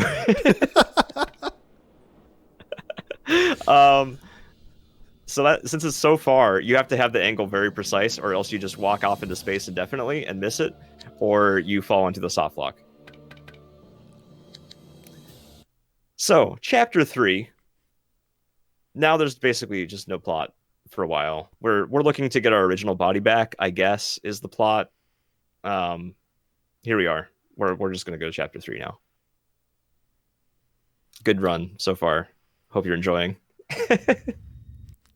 I'm food now. I'm dog food. There are 9 chapters in this game, but a few of the chapters have multiple parts. Alright, so you can see the dog is now scared because he's red, and his food exploded in his face. So, Franker Z in the chat, if you like dogs. I'm a dog. We have to escape as a dog. And this level actually works the same way as the first one, as far as loading goes, where if you try to go straight to the end, it'll lag to a crawl and basically crash the console. So we have to get out of bounds. Whoops, I messed up something. You have to bark to make this guy turn around. Oh, poop on a stick. Alright, let's see if I can... Alright, there's a hole in the wall, so we can just walk out of bounds. It's fine. So we need to get out of bounds as something that's not the dog. And we're going to walk around because it's faster than crawling through this duct. And be very careful to not walk inbounds and get soft locked in the wrong place. And I'm a ladder now. You're a All right. ladder. I'm a ladder. Not the former, I'm a ladder. Alright. So, this is the guy we need, because he can load the rest of the level properly. And unlike the previous level, where we could just walk directly to the end, there are some prerequisite things that let us not do that. And basically, it's because the end of the level trigger does not spawn until you push a particular switch. You can't push that switch until you're a certain character. You can't be that character until you're a certain other character. And so there's a series of events that we end up having to do before we can actually do it. So we're just going to hop in this guy briefly, and then take control of the dog to use him to click out of bounds. I like to call this trick up dog. So this is a little bit different every time, so hopefully there's no problems. I'll line up his whiskers with a particular place. And we hope that we can clip out of bounds.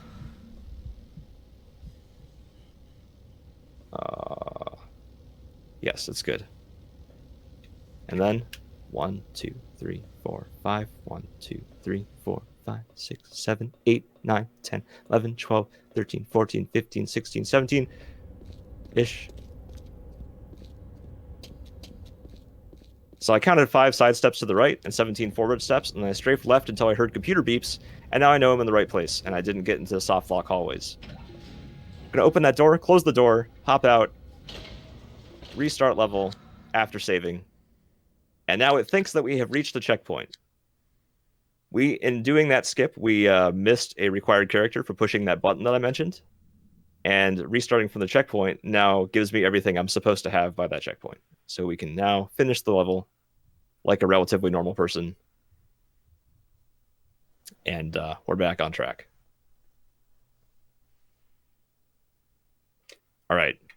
There's a secret code I have to push here to activate the defense turret. Code is 1. And they said I could be anything, so I became a defense turret. Let's go. Just gonna cause a little bit of chaos so that they open the door for me. And you're supposed to get a guy with a gun and clear a safe path for this guy, because he doesn't have a gun. But I'm gonna tank it. I actually, one time, got mobbed by enemies so much here that they pushed me through the wall. And that was another way of clipping out of bounds. All right. Perfect. So I need to do all that just so I could get this hazmat suit, because hazmat suit guy, as far as the game is concerned, is a new character. Only hazmat suit guy can push the button at the end of the level to make the end of the level trigger appear so that you can finish the chapter. Now we're going to just shoot the boss, and that opens the store. Otherwise, there's a really boring memory game you have to do. Alright. So we were coming up on the first boss of the speedrun, which is a rematch with the roll the grenade back at him boss that we didn't fight previously. And this boss is definitely random, so we have to hope that he stands in front of my bullets as much as possible. But we'll get there. There are a few cutscenes we can't skip, by the way. That was one I could skip, I just was letting it play because I was dumb. Alright. Perfect. Also, hazmat suit guy can die in the crossfire of this, even when you're not controlling him, and that counts as a loss. But, alright, we scared some guys with the fart gas, and we're ready to trigger the battle by shooting. There he is. So basically, you want to shoot him in the head as much as possible, and then as you lose your characters, switch characters and shoot him in the head some more. So this is the part that's very difficult because our vision goes fuzzy and his movement is random. That was pretty bad use of the turret there. Alright, good. This guy has full health. And I'm gonna wait until he's more over here. Ah, crap. And you may think I'm bad at aiming, and that's because I am. But I also would like to make the excuse that the C-stick is terrible. So it's not entirely my fault.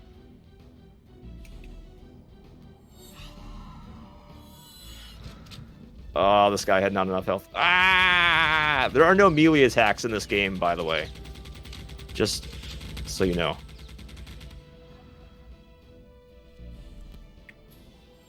Where is he? There he is. He's so close to dead. There we go. Ah, the character. The main character? Does he have a name? The main character's name is Raimi.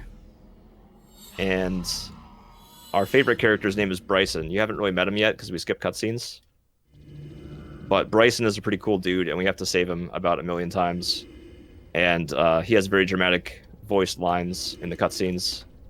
And I actually called up his voice actor on a radio show and talked to him about Geist, which was pretty interesting. There's a highlight of it on my channel if you're interested.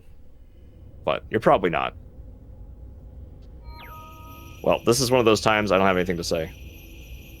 You have questions? I have so many questions right now. I was told this game was, but I wasn't prepared. Okay. Well, Warning. here it is.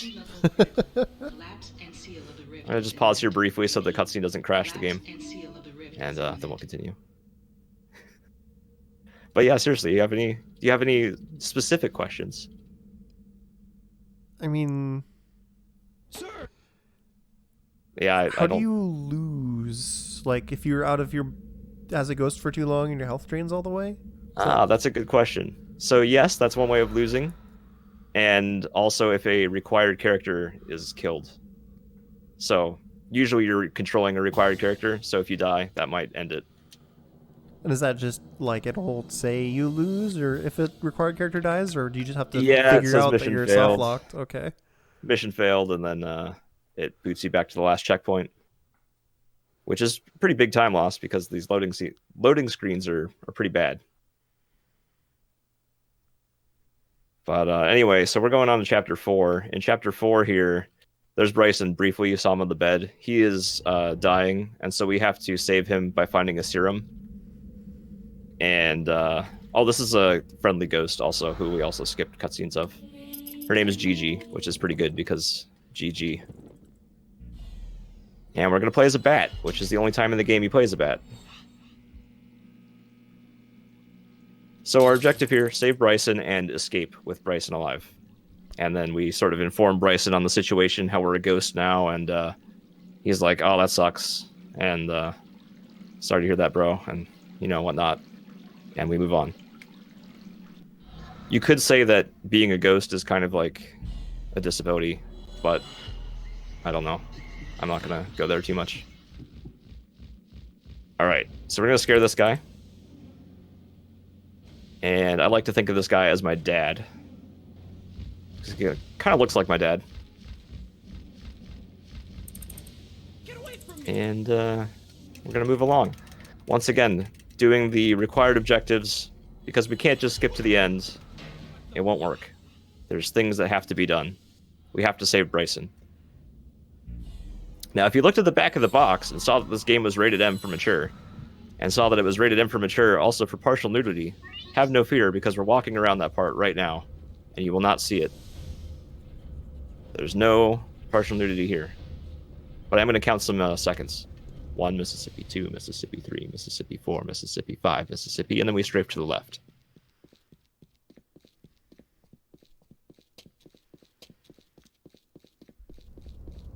All right. So we skipped the M rating, and now it's safe for GDQ. Once again, restarting from a checkpoint to get the woman we're supposed to be controlling at this point. Yep. Sorry, I haven't even been reading the chat at all. I know you guys are saying words and things. Yeah, a recurring question in chat is if you can possess lights. They really want to know if you can be a light bulb. A light bulb. Well, it turns out there is a required light bulb. And there are a few light bulbs. You cannot possess most light bulbs, but when the plot requires it, you can. And so that was actually one of the parts that got me stuck the longest when I played this casually, trying to possess everything, because on your first playthrough, possessible objects do not make themselves clear. You have to examine them first. And hold on.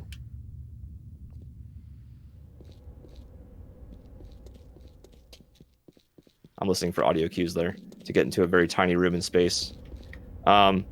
So it was one of the very few possessible light bulbs that I could not figure out that I had to control it, because up to that point in the game, it was never necessary and it was almost never possible. But yes, you can. All right, I didn't quite hit the invisible room in space, but by opening my map, it forces any rooms I'm inside of to load around me. So that way I don't just sit here and wonder if it's loaded or not. Shoot, which door is it? This one? This one. So now I can walk underneath this guy, get the refrigerator key card, because it's one of those like smart refrigerators and it's locked. And gonna head over to that. Oh, come on. Come on, ground. There we go. So once again, you might be wondering, why not just go right to the refrigerator, clip through into the refrigerator? And that is because, as I said previously, you are locked to the height that you clip out at. And also, if you clip back inbounds in that refrigerator, you can't really get out and you freeze to death mentally, because the game isn't programmed to deal with that. But if it was, you would freeze to death. All right. We're going to continue inbounds using a password that's the same every game, so I know what it is. Oh no. But the controls are really bad, so I messed it up. Twice. Okay, hold on. Let's take our time here. All right, and we're on our way. And to one of the other only differences between Any Percent and New Game Plus, because we skipped some gameplay here, there are actually going to be 2 cutscenes playing on top of each other. And in Any Percent, since you can't skip cutscenes, that would result in us dying during the cutscene. In this case, it's not a problem because we could just push start and it's fine. Another glitch right here, real fast. I entered the cutscene while holding the L button. I briefly mentioned that every character has something different set to L, whether that's sprinting or jumping or zooming the scope. In this case, my previous character had sprint set to L. And after the cutscene, I became a different character.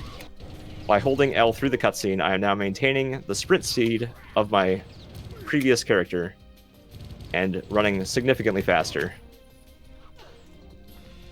Alright, this part is rather scary, because Bryson is actually following behind me, and he can die in the crossfire. He is like super injurable right now. And so am I, to be honest. Alright, we should be fine. I'm going to trigger him to come out here. And hopefully he survives. Excellent, he's in. Hi, this is Bryson. Meet Bryson, everybody. He's the coolest guy in the game. The true main character of the game, to be honest. And there he is.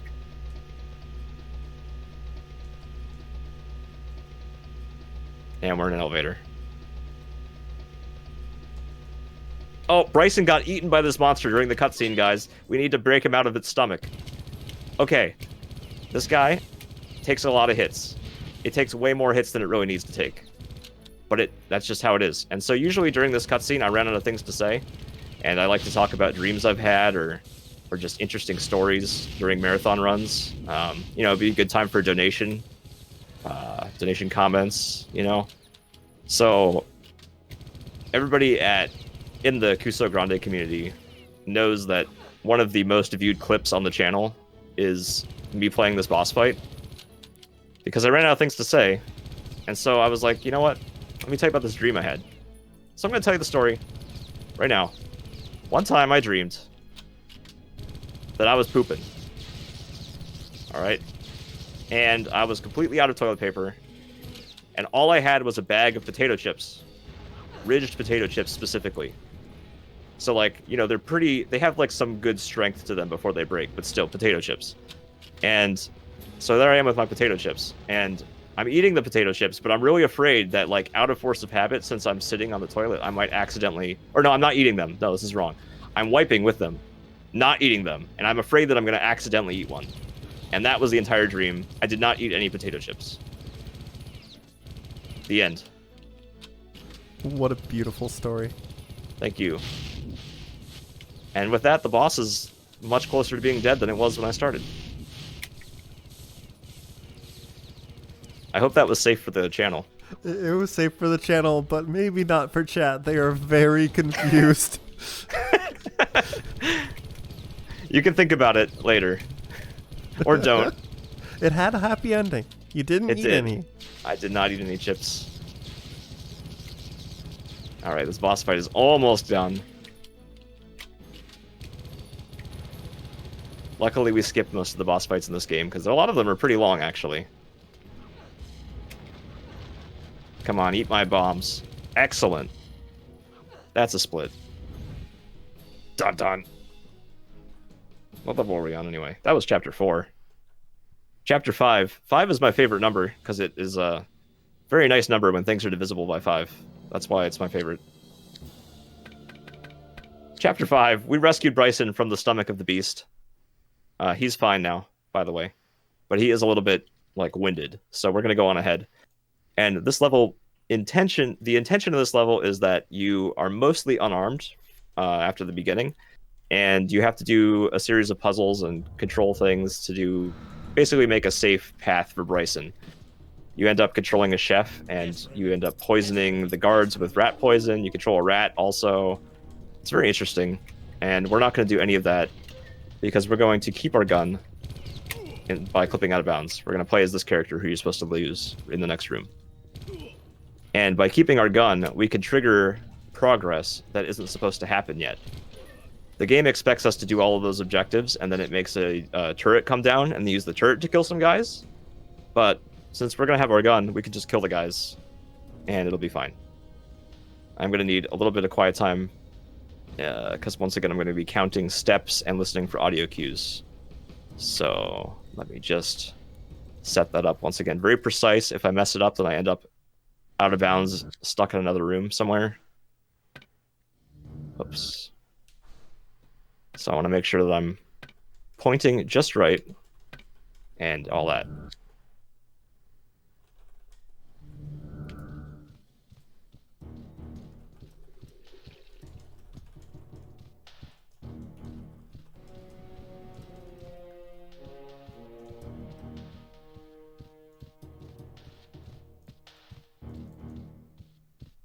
All right. I made it. You can actually see my person out of bounds. That's a cutscene object fun fact, all the cutscene objects exist out of bounds. So if you know where to go, you can find them stacked around, usually near the room that they're used in. And there are entire rooms that are only for cutscenes. So we shot those guys, triggered a cutscene, stage complete, and just because of reasons, we have to restart from this checkpoint because Bryson is not loaded in, and it will soft lock if it tries to move him. So we have to reset things. Excellent. Yay. We skipped another whole bunch of gameplay. Totally different experience than if you're playing this game casually. There's way, way more gameplay going on when you play this casually. And honestly, it's too much gameplay. I remember reading reviews that people were like, you know, it's all right, but it's too long. Like, it's just all right. And so by the end, you just get bored of this game. That's the main issue that you have here. So we're going to clear a path for Bryson. He's unarmed, apparently. Pretty dull part here, I guess. There are multiple ways of doing this. You can take control of explosive objects and blow them up, or you can shoot guys, or just there's various things you can take control of to win here. I'm gonna be a grenade because grenades are pretty fast.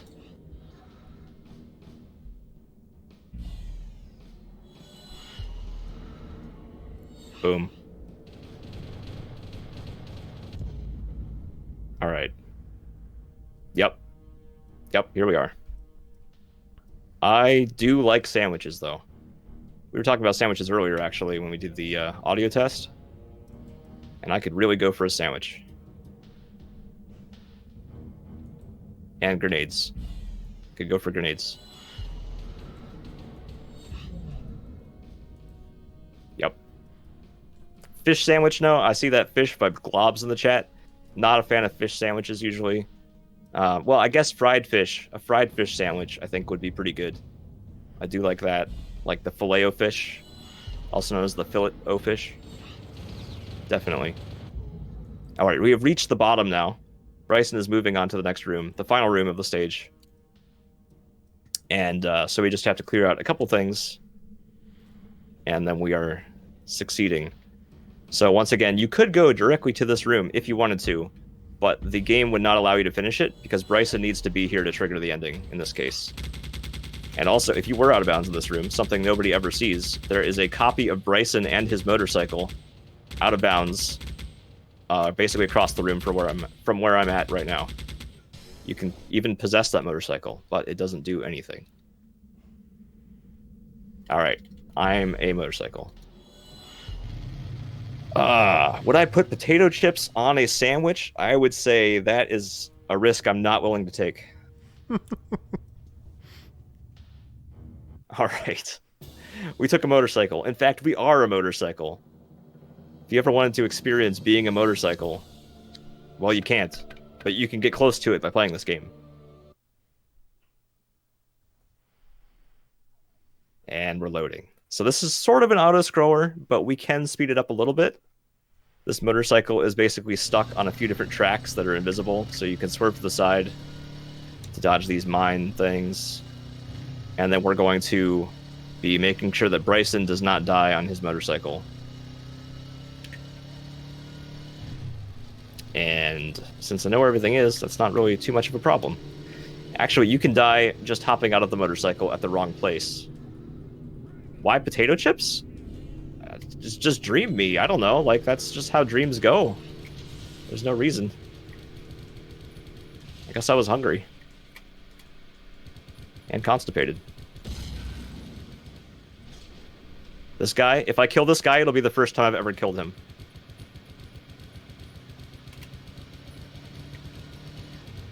Oh, that's a nope. Too bad. There's no music. Kind of weird.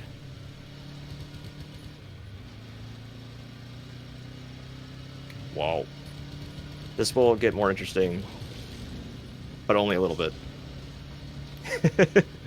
There's basically the truck from City Escape in Sonic Adventure 2 is going to come after me pretty soon, and it's actually very fast and very dangerous. And the gun on this that I'm controlling right now will like wiggle around all over the place, and so it's very hard to aim And the truck is also wiggling around all over the place and has odd hitboxes. So it's possible that I die here. You gotta hit the, whatever these things are on the sides, the gas bladders. And, that's step one. And then you gotta shoot very specifically at the front top while your gun is wiggling around constantly out of your control. And then he rams. He goes for ramming speed, and if you mess up, that's a problem, but we didn't mess up. Boom. Escaped. Trust in me, and we will escape from that city, guys. Next. I probably should have had co-commentary. Hey, co-commentary. What's up? Hi. Hi. What's your favorite color? Pink. Is it? Yes. Cool. I like just a standard blue, I guess, myself, which probably pretty boring, but it's colors. My hair is currently bright pink. Nice. Hey, well, that was just enough filling. Favorite colors, perfect amount of time to fill the silence. And now we're back on a rather unique level. This one has 4 anti-air turrets that we have to destroy. And to do that, we have to get past a series of guards and defense turrets that can kill you extremely quickly. So what the game wants you to do is hop out of your body, possess a turret, blow up the other things, blow up the turret, and then get your guy and go around. That's really slow, so we're going to do that as little as possible. Just clear this turret first. And I have a pretty awesome strategy, I think, of how to do this efficiently. We're going to become Bomberman. He has he has remote detonated mines. But if we don't take out our weapon, the enemies will not aggro yet. So we're going to call that elevator down for later. And we're going to run up to the most dangerous anti-air turret first, which would take the longest to clear out safely. But since nobody is aggroed, everything is fine, and we just calmly walk in like we belong. Oh, we don't belong now. We're armed. So let's blow this up. Step 1. Blow it up on the way down to save the frames. And we out of here.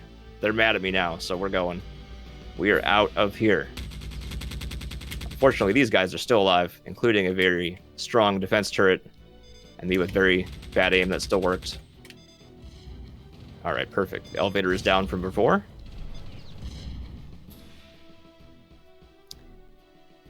And we're up to turret number 2.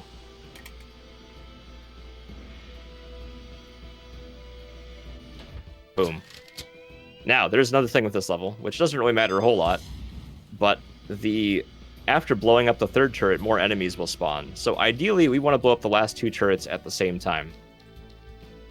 Although, I'm thinking about it. I might want to reconsider that route. Don't worry about it. This is the most dangerous part of the level. There's a lot of guys, and I have really bad aim sometimes. Nice. Alright. Like, you can't just walk out. Oh, poop. You can't just walk out here and think you're gonna live. It's a bad time. Excellent. Cool. So this is 3rd turret, and we already cleared the 4th turret safely. We haven't actually destroyed it, but we cleared a path. The timer is in fact a boss that is gradually losing health. We have to escape the level before timer dies from natural causes. That's the plot here. So I'm going to set that bomb, not blow it up yet, and then set the last bomb and blow it up at the same time to do a twofer for maximum speed. Wow. And we wait. So Geist is a GameCube game, Nintendo GameCube exclusive. I'm playing widescreen, believe it or not. I'm pretty sure this game even supports LAN play between multiple GameCubes for the multiplayer, which is pretty neat. Like, they actually tried for this game. You can tell they tried. It's not terrible. It's just not great. That's the problem. The level design is just very bland, generally. The gameplay is bland. But they tried. And that's what matters. So we actually just witnessed in the plot, as if we cared about the plot, we witnessed my original body is now being controlled by some bad dude, somehow. And so we have a new objective, which is to recover our body from the bad dudes. And this level in particular is supposed to be a whole bunch, really long level of playing as the ghost and doing puzzles as the ghost. And they're actually puzzles for once. Like, it's the one level that has actual puzzles. There's a lot of backstory cutscenes about GG, the friendly ghost. And we're not going to do that at all. We're going to completely skip that ghost section by the usual method of going out of bounds, wedging ourselves into an angle. I'm literally holding straight right now. You could try this one at home. You just hold forward, and then you're out of bounds. So the difference between New Game Plus is essentially just that I can skip cutscenes. It's just to make it a more enjoyable run to watch, depending on your preferences, I guess. So if you have not as much time to finish an any percent run, you can do a New Game Plus run, and it's basically the same thing with very, very few differences. All right. So I'm going to walk specifically right here. Whoops. And we're going to walk out into space for approximately 32 seconds. And I'll also know that I've reached my destination. It's very far out here, so we definitely have to have the angle right. But I'll also know that I've reached the destination because the heartbeat in the bottom left will start dropping some frames as it loads. I might be able to hear my Wii clicking as it loads, but I'm going to keep an eye on the timer. Actually, I didn't keep an eye on the timer, so I'm just going to hope that everything is fine. It's lagging. The heart is lagging. I'm stopping my movement. And wow, we're in bounds. Stage complete. I'm a car engine now. Well, I will be in a second. Tap A to be an engine. All right. A dude ran out of the engine. No, I mean the car. You also see his recent memories when you take control of him. Doesn't really matter, we can skip it. And I'm going right back out of bounds. So we couldn't go without getting a guy because ghosts can't interact with most objects. Even though you can control the object, you can't like push buttons and things or open doors. So I'm going to get this guy, look at this specific place in the skybox, and we're going to walk until I hear some nice ambient wind sounds that will soothe me into a state of letting go of the control stick. This also skips a mini-boss.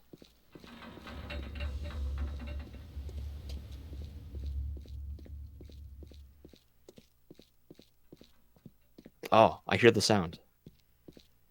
We've reached our destination. Neat.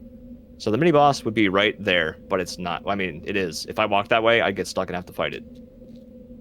But I didn't. So we are moving on. Oh, favorite dessert. That is a good question, but I'm thinking it's probably my mom's cherry squares. There's a lot of good desserts out there, though. That's a really hard one.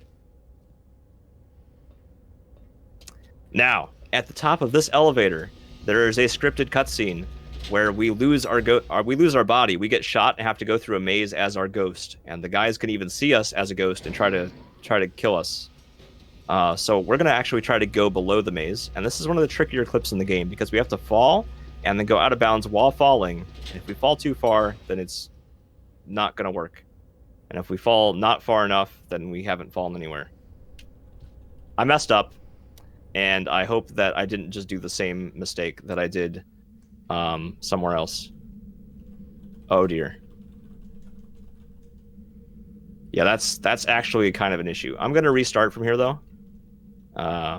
This is why I hit the save point. I choked. That was completely my fault. So I haven't had too many terrible things happen yet, so I'm gonna let this terrible thing happen instead. We're gonna reload from the car part so we can do that again because it's pretty cool. It's something. It's not that cool. Don't get your hopes up, but it's something.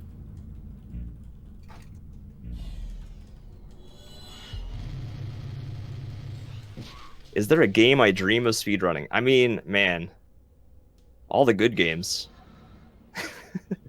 I would love to do like Super Metroid or Mario 64, but I don't have enough time or skill, I guess you could say. And I like to speedrun games for the purpose of basically treading new ground, doing something that hasn't been done before, so I feel like I'm contributing something long-term to speedrunning, as opposed to just doing the same thing that somebody else has done, only worse. So that's why most of the games that I run are things that nobody's done before. Let me listen for this again.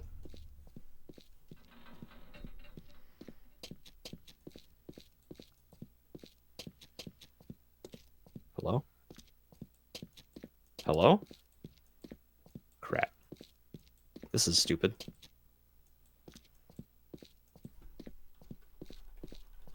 Not ideal. Not ideal, guys. I was too far to the... Too far.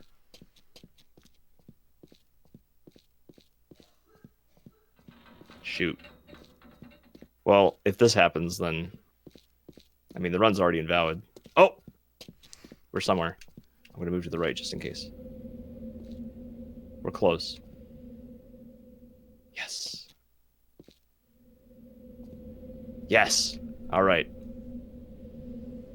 Woo! Sorry about that. We're back on track. We're back on track. Everything is fine. There's no problems here. The worst game I've ever ran was definitely Rex Ronin Experimental Surgeon for Super Nintendo. And there is a GDQ run of that. So you can check it out. It's really bad.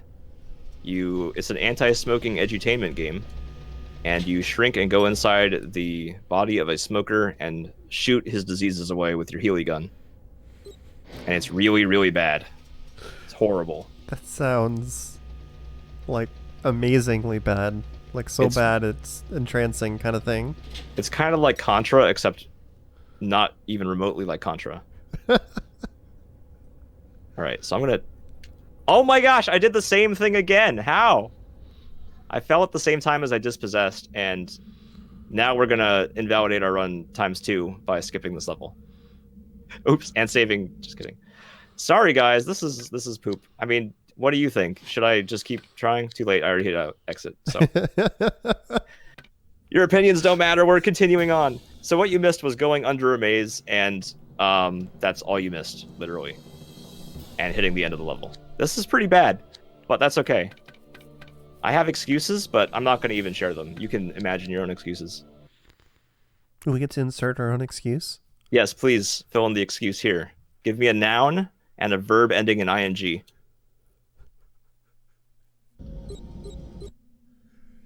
I feel like that's a dangerous thing to ask Twitch chat. Oh shoot, you're right. I didn't have any blanks prepared to have that fill in either, so. Okay, so the plot. We got captured again. We're back in a simulator, and the bad guys are going to use their ghost weapons, or like demons or something, to control people and shoot dignitaries at a summit and cause international strife. And so this is a simulation of that evil plan. And that's why I'm shooting guys right now. All right. Let me know when you have time for those Mad Lib answers, because we got some good ones. Oh my gosh. We need a Mad Lib, like, actual question, too. So why... So what's the answer to this question is... What is my excuse for being bad at the run? We got banana racing, helicopter swimming, splines articulating. There's, of course, somebody said chips wiping. It's gonna happen. Nice. Pants exploding. Cactus punching. There's quite a few, and they're still going. I mean, to be honest, I've lost runs to most of those. So, good answers. Good answer, good answer. Oh, we're Family Feud now? Yeah, exactly. Good answer. Oh man. Hey, sir, show your head. All right.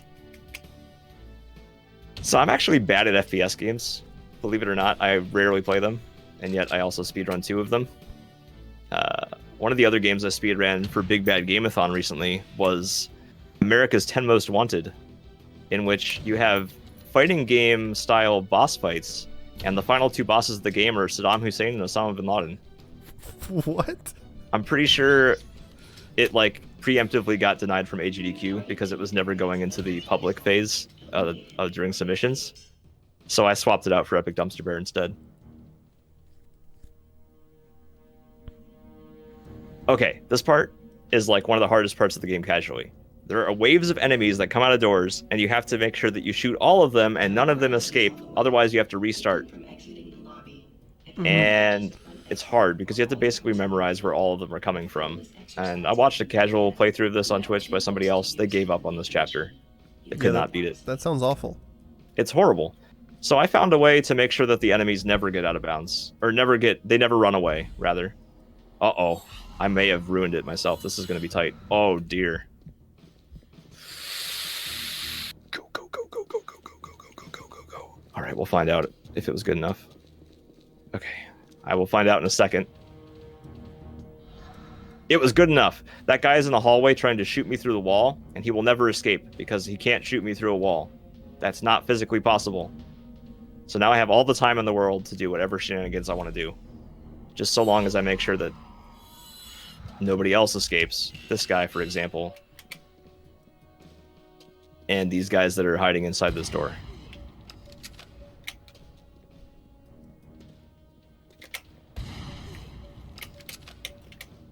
Oh my gosh, this is slow, but way better than if I failed that. And the reason I was scared is because if you fail that, the game loads in differently upon reloading from the checkpoint rather than the first time it loads, and so you cannot retry this skip. So it's one of the scariest ones in the game. But the reason I put this guy also over here specifically is so that I can wedge myself against his body and push through the wall. It seems like a common theme. You did this with the dog earlier. Yeah. You know, you find something that works and you just keep doing it.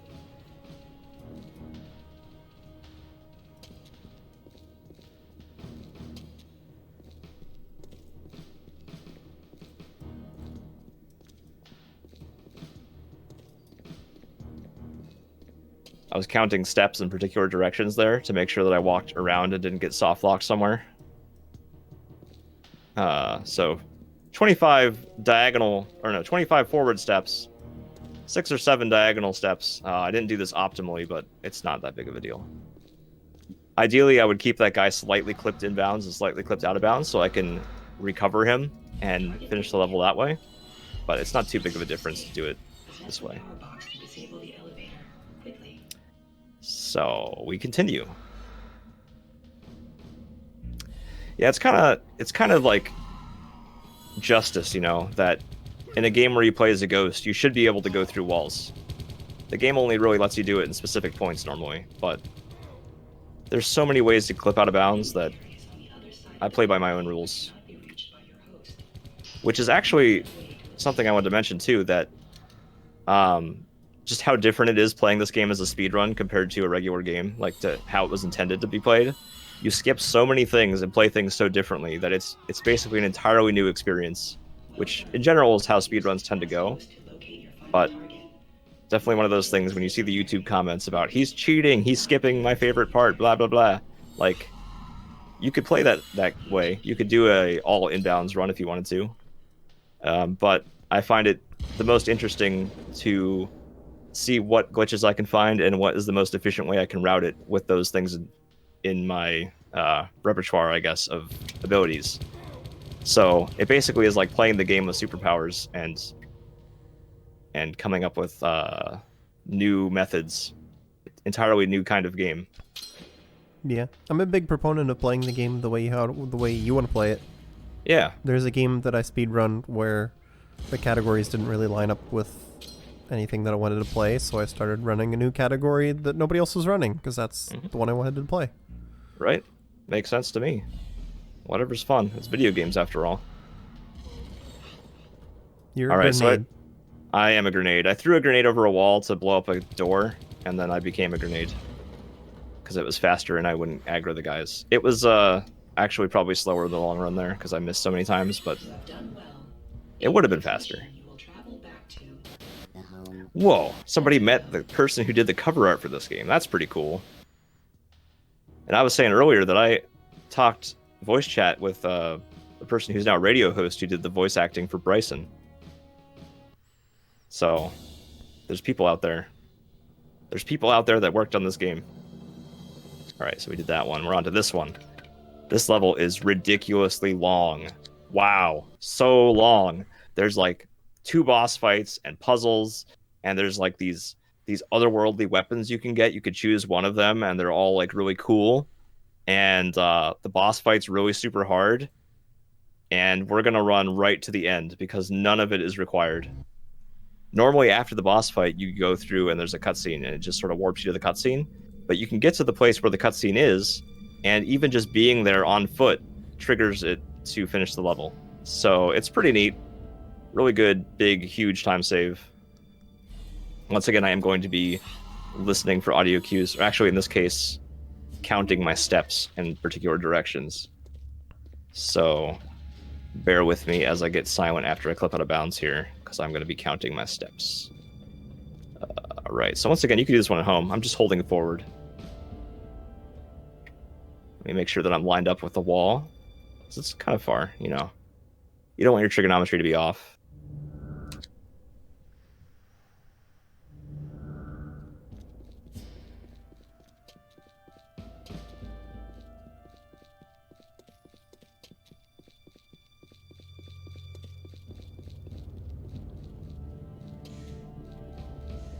Alright, so I was counting seconds, actually. I was counting Mississippis. I'm going to line up here, specifically, and then continue on our way.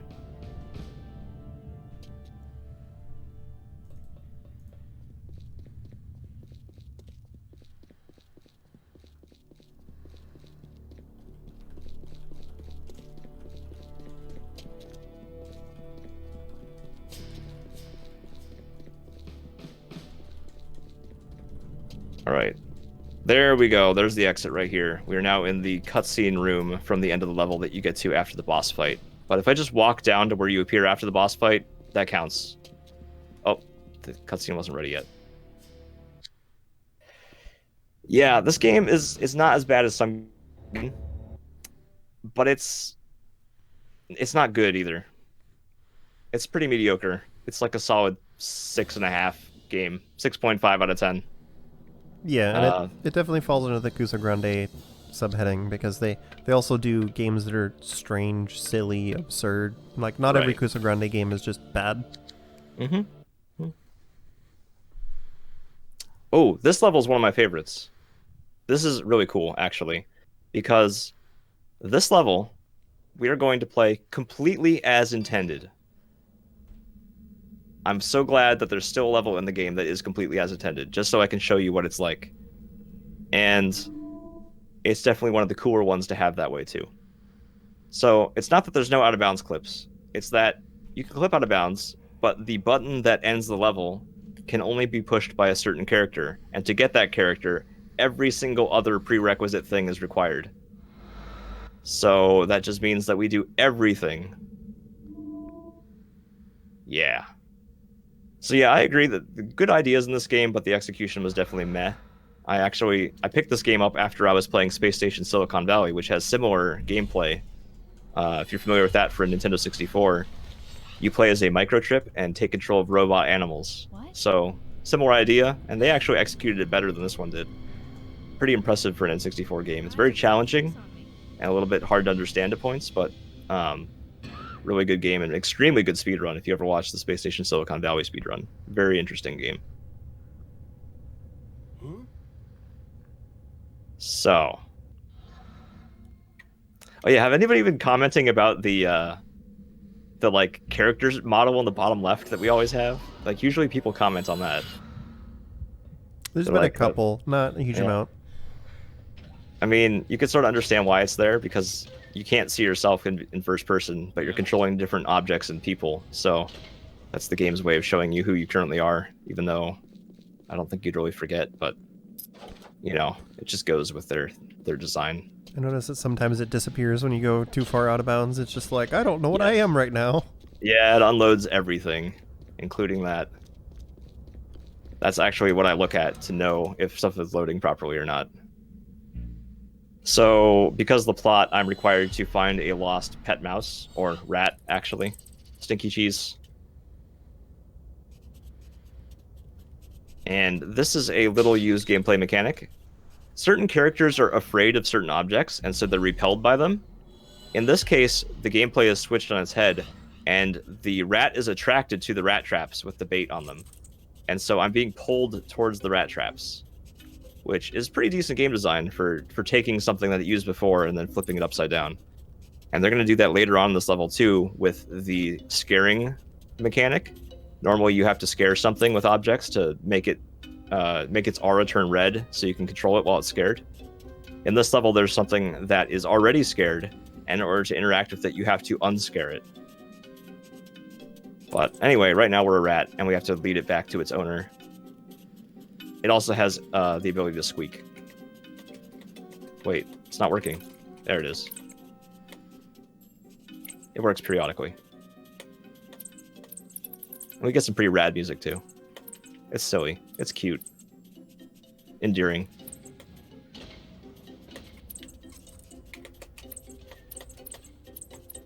Yeah, I'm a rat.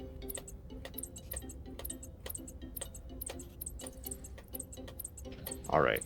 Hey, we're coming up on the possessing a light bulb part, so anybody who is excited for possessing a light bulb, Oh boy, stay tuned. we've been waiting for it for so long. All right, so next up we're going to possess Ellen Page. Just kidding. I just saw it in the chat, so figured I'd repeat it. All right. But seriously, we're going to get her in a second. All right, here we go. This is what stumped me the longest. This light bulb. When you play casually, it's not glowing like that, so you just have to click on everything until you find the right thing. That's basically the gameplay here, is click on everything until you find the right thing, and you just push A, and you solve the puzzle. So we have now scared the bird, so now we can be the bird. Word. Did you make a bird as the word joke there? Yeah. Yeah, I did. I'm sorry. Are you really? No, I'm not really. She's scared of the birds because the bird said squawk die. And so now we can be her. And we need to get a dog now because the guy that pushes the elevator button is afraid of dogs. So we are now going to get a dog. But we're not going to control the dog. We're going to walk the dog. The dog is scared though, so we have to give it some treats. So this is what I was saying. Switching it around. Unscaring something. Come on. All right, almost. Wait, I got like somebody's calling me, I think. Do you hear? Wait, Come on. do you hear that? No. Okay. Okay. Well, we're going. And you have to have this dog drag you by throwing treats. And Frankerzy's in the chat, please. We're having it drag us in first person dog walking. Please spam the Frankerzy's. If I throw it too fast, it doesn't count. He will ignore it. If I pull out the leash, he will resist. And we're going. Wow, this is so far pretty much the worst Frankerzy section ever. He's basically off sync now, and all of the future treats I throw, he's like going for the previous one after he goes for this one. So I'm gonna wait a second just to make sure. All right, perfect. We're back on track. I gotta wait until he raises his head. Chat has an important question for you. Oh yeah? Can you pet the dog? No. Oh. I actually contacted Can You Pet the Dog Twitter. Wow, dog is running in place. Dog? That's odd. I'm actually playing as Bone Mom currently. As you can see, she has the bone treats. So if you wanted to put your money towards Bone Mom, I would definitely recommend it. Because this GDQ Hotfix is supported by your subs and donations, so... This is true. Wow, this is really, really bad Franker Z segment right now that I'm having. But I guess you get to hear more Franker Z's. You get to spam more Franker Z's. Oh yeah, we need this dog because the guy's afraid of it. I think I said that. Yes, he did. Well, we need this dog because the guy's afraid of it. I thought I'd say it again, just to make sure. LOL! Almost there. Down the stairs. He's stuck again. I've never seen him do this so much. What a dog. This is like my real life dog. It just runs in place sometimes. Oh my gosh, now he's going backwards for some stupid other thing. Dog. This is the worst Franker Z. I haven't had a Franker Z this bad in a very long time. Like, basically, if you get to the part in the song where it says Hail Satan, that means you lose because... because obviously, like, you can't go against negative things. Oh my gosh, we lost. That's it. Alright. Because Satan is basically the bad guy of this game, technically. I forgot to mention that. We actually unleashed a demon earlier in the game, and it's controlling the big bad guy now. So that's part of the plot. It's not explicitly Satan, but it's not explicitly not Satan. Oh no, I made a fail. Hold on. I need to wait until this guy gets scared first. Alright. Wow. That was a really absolutely terrible Franker Z section. Okay, perfect. We're on. We're done. We have the guy. We're moving along. To the exit. No more fun allowed. Stop the Franker Z's. Put them away. Put the dogs in their crate. And move along. It's cat time now. It's cat time. Time to sleep. Time to be chill. Time to be squishy. I guess. I need to all do that because only this guy can push this button. And that's the reason that entire level exists. Yay. Hope you enjoyed that. Okay, so... moving on. This level. You don't put dogs in crates, though. You put them in houses. What is a house but a giant crate? Oops, there's no cutscene here. We're just going. We're playing as the bad guy. And this basically is a gauntlet level of enemies. You get a super suit that can slow down time and also shoot gas grenades that destroy ghosts or something. But we're going to walk around this gauntlet as usual. It's a giant U shape, basically. We're going to cut across the top of the U with a very specific thing that I already am messing up. All right. Okay. All right. Oh, dear. I hope I got this. All right. We're going to just back into him. I hope I got this all right. Oh, that was close. So this is a little bit random and a little bit not. I'm going to wedge myself in as usual. And then when I'm in just the right place, we'll sit and wait. Actually, I'm totally fine. His idle animation pushes you the rest of the way out of bounds. And now I unloaded things when I didn't want to, and I can't see what's happening. It's uwu shaped, yes. All right. And we're cutting across, avoiding soft lock rooms, and continuing over here. Load, please. Nice. Stage complete. But in doing so, we skipped getting a weapon, and we skipped getting the slowdown suit. We do not have our super suit. Where is my super suit? It's going to get here as soon as we reload from the checkpoint. Yay. That means we can continue the game as soon as it loads. Our objective now is shoot all the dudes in the room. So you're going to see our super suit. We have a meter now on the top left of the screen. That is our slowdown time meter. And these guys have grenades that will knock me out of my body if they hit me, which is really, really, really slow. So we definitely don't want to do that. That would be just bad. So I slow down time before they can throw their grenade, and then I let the time recharge. And that's basically how you do it. This is how I do it. It's an impressive ragdoll they do when you kill them. Yes. I love the ragdolls. There's some really good ones sometimes, if you get lucky. It's a little bit randoms, but yeah, these guys have good ones. Pretty good. Yeah.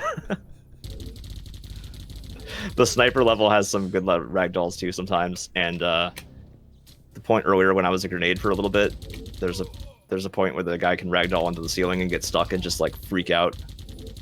Guess it didn't happen though. So we have now encountered the person who is controlling my original body. Whoops, I pushed the wrong button. Fun fact, boosting, as in slowing down time, instantly closes the door behind you, and I actually do that intentionally a few times. But I sort of forget to mention it sometimes. Oh yeah, I'm not allowed to slow down time during a speedrun, huh? That's got to be cheating somehow. Why am I not skipping a cutscene? That's silly. Alright, I'm me again.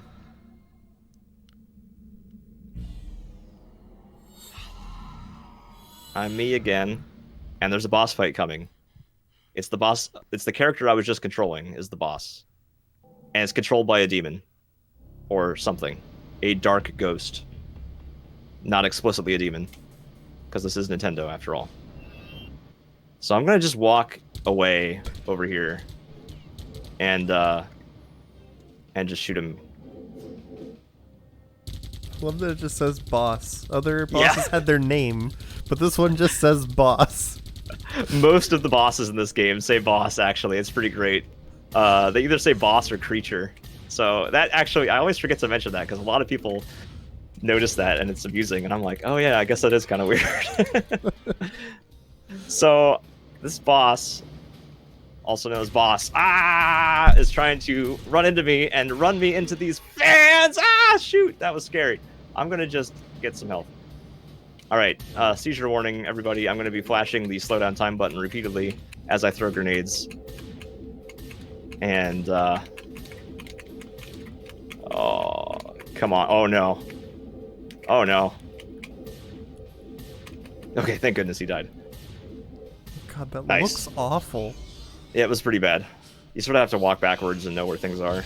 And then if he gets you, then he gets you. You have to mash. You know, we might be on the last level now. I don't remember. I hope you guys are excited for the last level. If it is, in fact, the last level. It is! It's the last level, everybody! Wow! Excitement. Are you ready to be done and move on to the next game? You're probably sick of hearing my voice by now. But if you want to hear my voice more, I do stream sometimes. Like currently, right now, you're listening to it. You can keep watching if you want to hear my voice more. We have a helicopter that is trying to escape right now, and if it escapes without being destroyed, it will make me restart from the beginning of this chapter. So I'm gonna...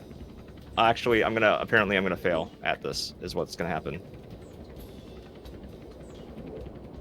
This is not how it's supposed to be. I'm gonna restart. It's better. It's better this way. Trust me. So you have to shoot the helicopter down by taking control of a missile launcher, and then you have to fight 12 angry ghosts that take forever, and you just mash repeatedly, and it just is so long. So I don't like to do it that way, but this way is also very risky because things can go wrong sometimes, and the helicopter can escape. But this time it looks like it's fine. Chat wants to know if you can possess the helicopter. No, you cannot be a helicopter. It's too big, maybe. It's kind of like when Luke Skywalker tries to lift the X-Wing, and he's like, it's too heavy or whatever. I think it's that. I think that's the reason. All right. So now we are skipping a long gauntlet of enemies along with the helicopter. And we're walking towards close to the end of the level. But once again, we can't adjust our height once we're out of bounds, so this is the furthest we can get.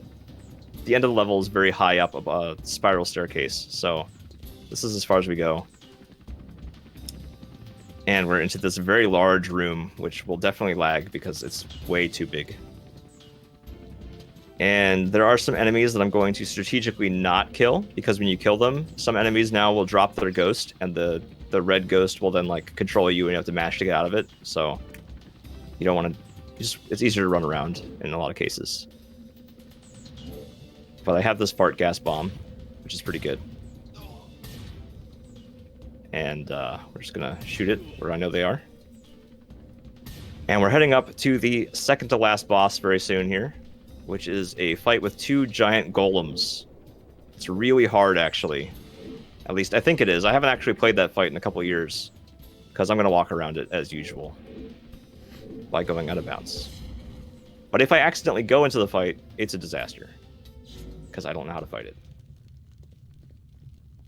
In fact, let me scroll my notepad down to know how many steps I have to take when I'm out of bounds. Sounds like a good plan. Yeah.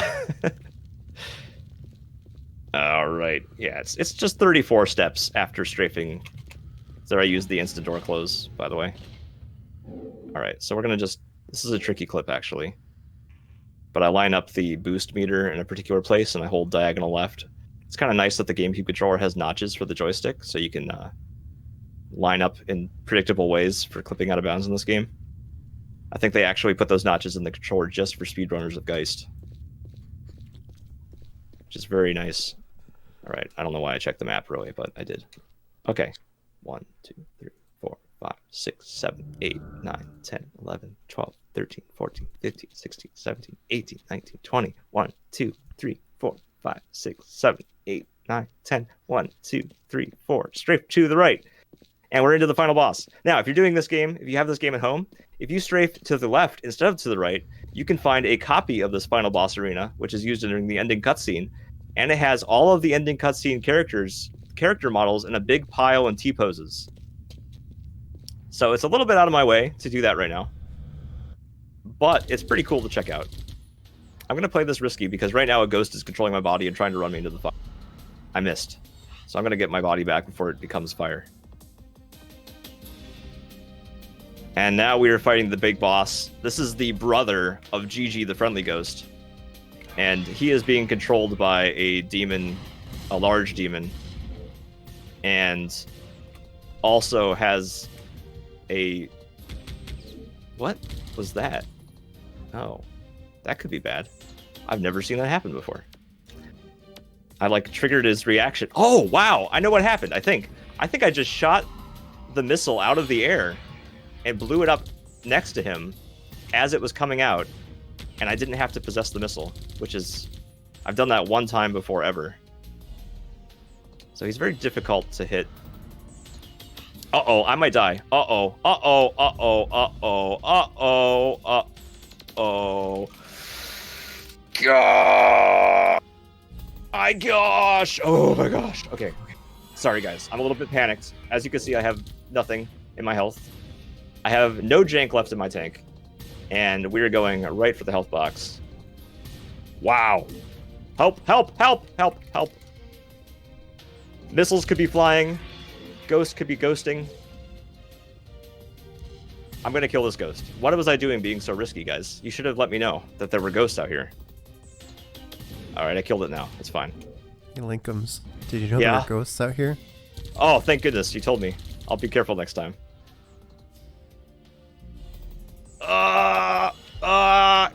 Okay, nice.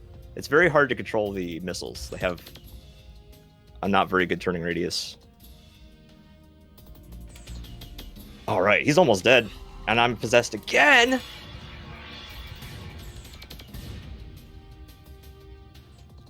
All right, play it safe. Play it safe. Get rid of the ghosts with the fart gas. Ghosts are actually allergic to fart gas, so if you ever have any sort of like supernatural issues in your house, haunted house kind of thing, definitely get like one of those bug bombs they have for like fleas and stuff, and it will work against ghosts as well, I think. I missed. Oh, why am I mashing? There's no reason. There's no ghost left. It's just me and him. Come on, man. Come on, man. Come on, man. Stay. Don't be dumb. Yes, perfect. I killed him. But it's not over yet. There's still one final boss fight. It's inside the ghost. It's a spiritual warfare, really, is what it is. And it's actually a rematch with the Parasite Queen from Metroid Prime. So we're going to be mashing the R button and exhausting our wrists. My muscle is going to die by the end of this. And you can't really speed up the cycle too much. It's just... Or you can't do any more damage than a particular amount of damage in the cycle, rather. You can speed it up by not missing and pushing R faster. So this is the final boss, and whenever I kill the final boss, that will be time. So when boss has 0 health, there's a lot of lore behind boss, by the way. First of all, his name is Boss, and that's all I know. But he comes out of a portal in a cutscene earlier in the game, whenever there's a guy that's like, open the portal, and they're like, no, it's not safe, and they're like, do it anyway, and they do, and then this guy comes out, and then, yeah, the usual. Nobody listens to the scientists, and that's the problem, and that's why all the bad things happen. Alright, so I'm also getting pushed in random directions. If I go too high or too low, I'll start taking damage. If those things hit me, I'll take damage, obviously. And that's how it goes. And like I said before, with the area with all the T-pose guys out in space, you can get to this area walking out in space too in the same direction. If you go very, very far, you can get here on foot. And this room is extremely large. Oh, yeah, that's GG. I'm done. That's GG. That's time. Wow. Just all of a sudden. Cool. I will let the final cutscene play because it is tradition, as long as it doesn't crash, because sometimes it crashes.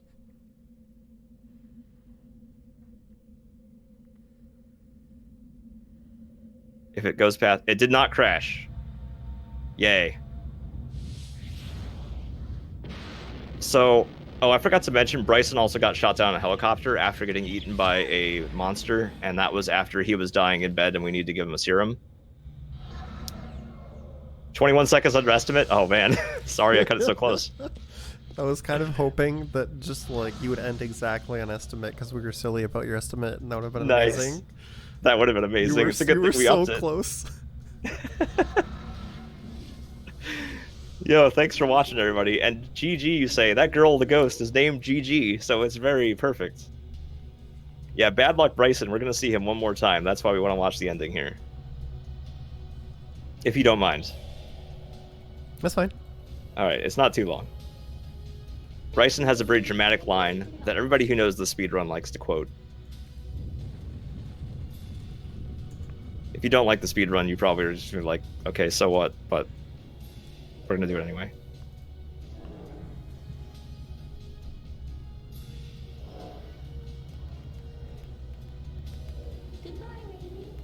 So, yeah, what did you think of this? This was, it was quite a game. Yeah? I was very curious about the woman's unlimited supply of dog treats. Yeah, that's a good question. Like, how many does she have? Maybe those are coming out of a portal to the netherworld, too. I mean, actually all of the ammo in this game is unlimited. You can just keep refilling forever. Alright, we're almost here to the part. Dramatic part. Wow. What a video game. See, Nintendo appeals to the mature people. Mature people play Geist. Like me.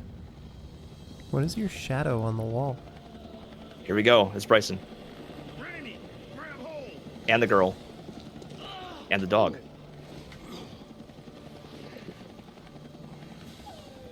Oh, do you pet the dog? Do you pet the dog?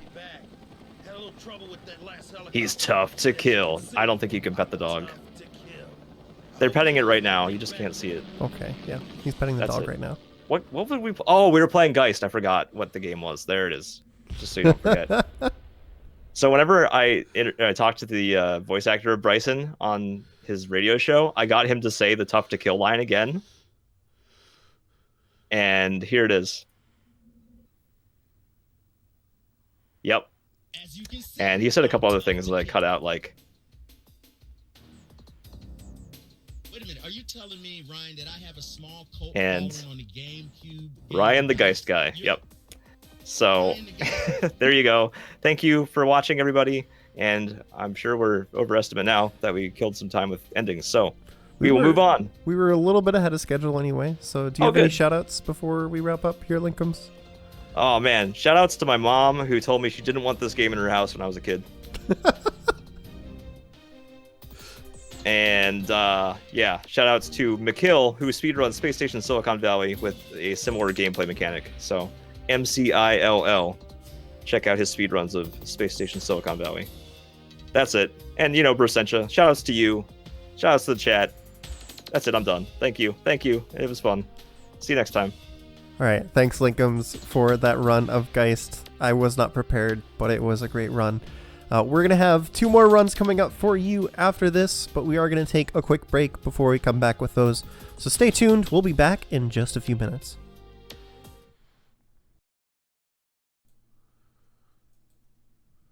All right, everyone, welcome back. We are here with Corndan, who's got a special treat for us. This is actually a game that we saw during the Kusogrande Invitational, so there's the double Kusogrande tie-in for this speedrun showcase of Kusogrande games. So we've got Bill and Ted's Excellent Adventure. And just as a reminder before we get started, Hotfix is funded in part thanks to your subscriptions and bits. So thanks everybody who's tuned in, has been watching this Kusogrande showcase with us. We would appreciate it very much if you consider subscribing to support future broadcasts. So, Corndan, tell us about Bill and Ted's for anyone who missed the invitational or previous showcases of this. So, this is Bill and Ted's Excellent Adventure for DOS, which is probably the most faithful Bill and Ted game that's been made. You actually, the plot follows the movie. You have to go get your 12 dudes to get an A+ on your history report so you don't fail out and get shipped off to military school. Yeah, you don't want to get kicked out. So we're going to play on difficulty 4, which is the max difficulty, gives us extra items, and we have to get all 12 dudes for an A+. Load this up. And it's worth noting that, yes, the women are dudes as well. Everybody can be a dude. Yep, it's inclusive. So, welcome to the only song you're going to hear the whole game. It doesn't have much music. Oh, jeez. Yeah. Well, at least the one song in the game is a hot jam for 6 seconds. It's pretty good, yeah. And the sound effects in here are actually pretty good. Surprisingly enough. It's not every screen transition. Yeah. It stopped the music. That's ridiculous. It restarts the music. Now there's no more music. But we do have a pretty good representation of George Carlin. I'll start here in just a second. Okay. I was like, did timing start? Did I miss it? No. I'll let you know. We're going to start in a second. So, George Carlin comes in to tell you got to go get all these people. On your own. So, I'm ready to start here in 3, 2, 1, go. So, we need some extra items in here, and we've got it kind of routed to only go everywhere once. So, the first place we're going to end up going is back in time to Greece. Ooh. Because we need Socrates. And who is wiser than Socrates? Well, it's not us, because we're playing this game. I love the head bob. This part is one of the hardest parts of the game. It is super difficult, and I fail it all the time. And I probably will fail it here, and you'll hear the most common sound effect in the game. These guys yelling bogus. Yeah. Yeah, the hit detection on this section is much, much worse than it looks, and it looks awful. Everything, just like that, see, bogus, is pretty much pixel perfect. And it doesn't, there's no real indication where the, pixels are. You just have to be real careful on what you do. Jumps are also kind of a pain in this because there's no height anything. Like as soon as you jump and you find like a platform that's there, you just land on it. Yeah, So, like this area would actually would go faster if you go the other way around. But if you try to jump from that lower right corner, you just run back in the same spot. Now, I forgot a coin, so I had to get a coin. On this difficulty, I need all 30 coins. I like how you went back down and immediately fell through. Oh yeah, because this thing is bad. And I love how easy you made it look to climb the mountain. But when we had this on the Kusogrande Invitational, we had 2 players stuck trying to figure out how to climb that stupid mountain for 10 minutes. Oh my gosh. Yeah, essentially. So, basically, the mountain is special in that. I'll get back there and I'll demonstrate. So, like, if you're high up on this, which you'd be most likely here, you actually need to come down a pixel and then go back up before it registers you're climbing the mountain. It's so ridiculous. I So- love that you give money in order to get Socrates. What is wiser than Socrates' money? Money. So now Heck we're gonna yeah. go to the second worst thing in the game, and that's Billy the Kid. This has one of the items we need later. I need to buy a drink. We're not going to get the drink. I just want the change. Drinks are 99 cents. But it's this fight here has a tendency, and we've never been able to work out exactly why, that it just sometimes soft locks.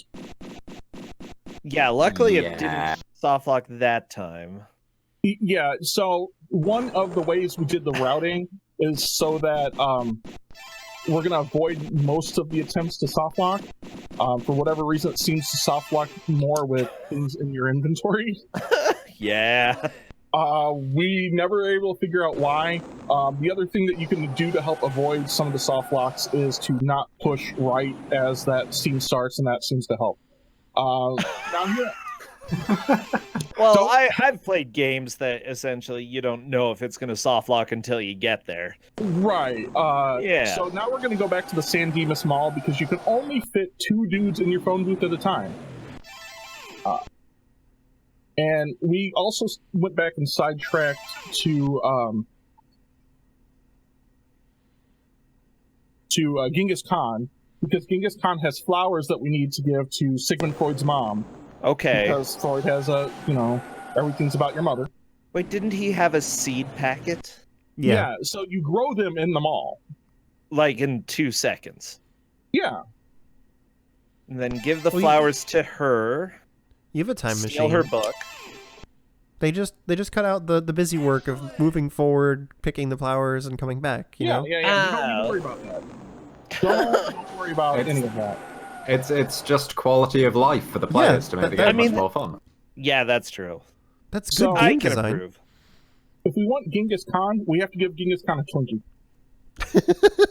I'm glad that Sigmund Freud had some Twinkies, I you know? think that one's a Yeah, reference to the movie, because It Oh, is yeah. actually a reference to the movie. Genghis Khan really is a big fan of movies. So I love this film. essentially the worst of it done. Right, there's only one other spot we could lose a whole lot of time, and that's when we go see Napoleon.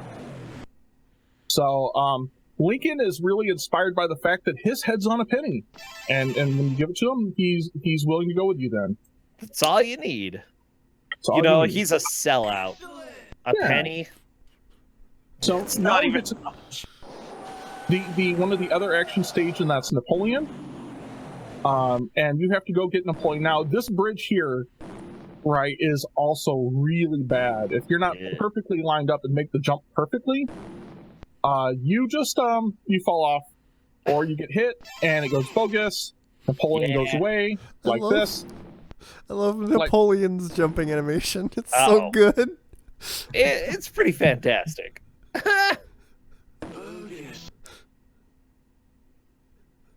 Wait, So, yeah, I didn't mean to do that. This game is incredible. The game is bogus. fantastic.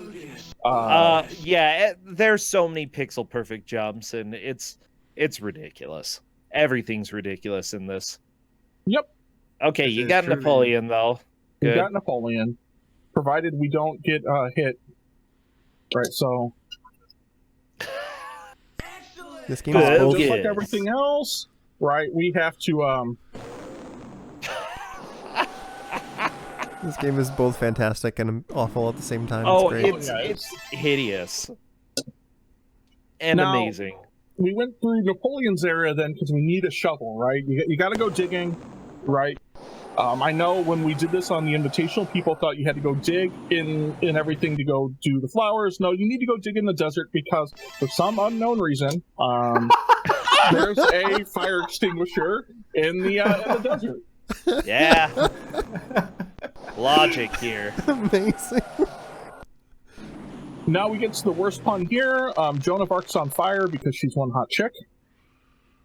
Yeah, they actually have that in the manual. They actually have that in the manual. And in the movie, to be fair. All right, now, for also reasons unknown to us, when you play on high difficulties, Ice Size calculators in the Ice Age. What? Why? Time travel, man. What? Don't ask. We don't know. I'm curious. Oh, geez. Yeah, I'm just thinking of some other difficult sections like the maze. Oh, now I yeah. can balance my checkbook. Thank you, Einstein. Maybe So he we're could gonna have go- used a notepad. We're gonna go drop these guys off, deal with our last sort of fetch quest, and then we'll have everything else to beat the game. So, Beethoven, once again, for reasons unbeknownst to us, but with a reason that's actually slightly better than all the other reasons we've had to go to weird times. You need to help this caveman start fire, and he gives you a note here. Like literally a music note. Like musically, it's a huge success. What? Oh my god, you just made that joke. I did. Now, Beethoven does have a velour painting of Elvis Presley. Why? Why? Because why not? Beethoven's that cool, okay? Oh my god. Do we mean Beethoven? Yeah, Beethoven. What even? Now we're going to go through the Bastille. Now, if you were playing the game casually, this is like a hard part in the game because you have to worry about all the guards and everything, all that. We're just going to flip through the wall. Yeah. That was like no effort at all. We can also mention wow. that the guards can see you through walls sometimes. Yes, they Yeah. can. So when we had this on the Invitational, right, the other place the runners got stuck was right there. Yeah, that was another 10-15 minutes of fighting with those guards. It's so bad. Like, if you have to do it, like, normally, it's so bad. And one of the people, when we gave this out originally in Kusogrande, somebody, like, who just decided to go play it, like, not even one of the runners, found that clip just, like, playing around with it. Oh, yeah. I love that the keys for the violin case. How odd is that? Oh yeah, the players in the Invitational didn't figure out that was for the case. They thought it was for a door, and they never tried to use it on the violin case. No, they tried to use it at the Bastille, like, well, we have Marie Antoinette, it must be one of the other things. No, it's a violin case. So, Michelangelo, now we all know, he paints by numbers. Ah. So What a those, good are those guy. like empty paint cans rolling down? Yeah. This Yes. game is, You know, because so varied. Yeah, this game is so varied. We've got Donkey Kong, we've got platforming, we've got top-down stealth sections. It's amazing. 1600 Ruler of the World Avenue. Oh, I'm nice. learning so much about history right now. You should be. Well, your lesson's almost over. I'm sad. It is almost over. We are down to the last part, and that is we have to get Missy to come pick us up. And we're done. Fine.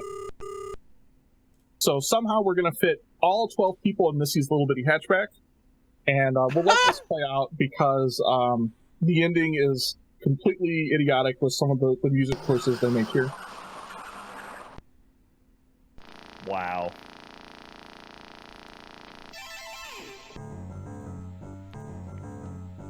So, like, Einstein has some real word music, and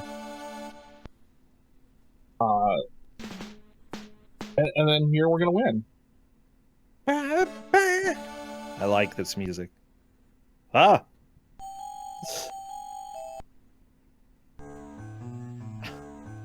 So that is that is Bill and Ted's Excellent Adventure for DOS. Amazing. Very nice. And we did it GG. in, like under 10 minutes ish. 10:41. 10:41. All right. Do you have any final words for Bill and Ted? No, you guys should play this. It's actually a lot of fun. Yeah, beyond some of the really frustrating parts, it did seem like a pretty fun game. It's just the frustrating parts are so frustrating. So very frustrating. And the game doesn't really tell you what's going on or what you need or anything like that. So you have to route it out by a lot of trial and error, which is why when we did it in Kusogrande, nobody finished it. Yeah. So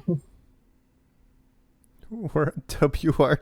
More WR. so here's the thing. WR. Yeah, in all three of those, there's a point in time you get scored by like time and everything. There's just a point where that number of points is the maximum number of points you can get. Oh, And as soon as you're done with the game, it closes it out. All right. I think that's a good point for us to transition. We'll just throw it over to this screen right here. Thank you so much, Corn Dan. We have another game coming up by Corn Dan, but we are going to take a few minutes just so I can switch over overlay stuff and get everything ready. So we'll be back in just a few minutes with our final game of the night. Stick around. We'll be right back.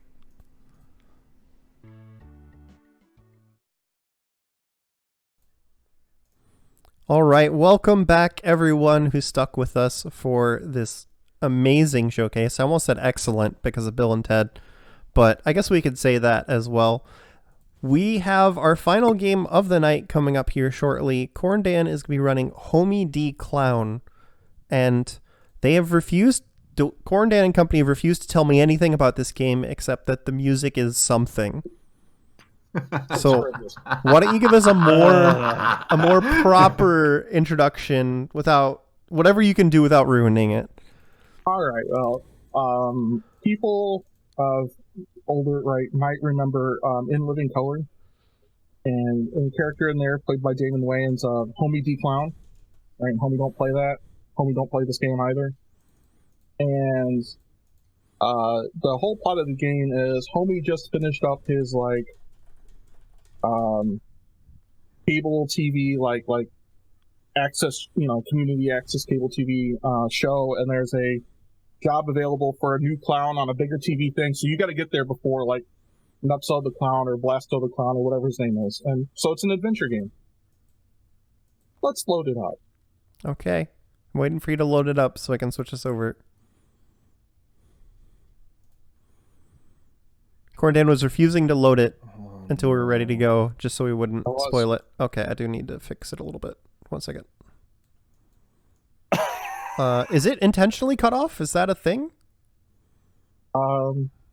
It is. That is weird. Let me fix it real quick. Yeah, okay. Give us 1 second. Technical difficulties. Corn Dan was trying to avoid spoiling it.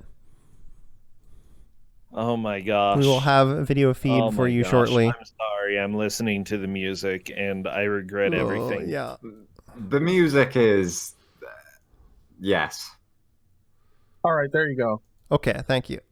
We will bring you the wonders that we are listening to here right about now. You're welcome.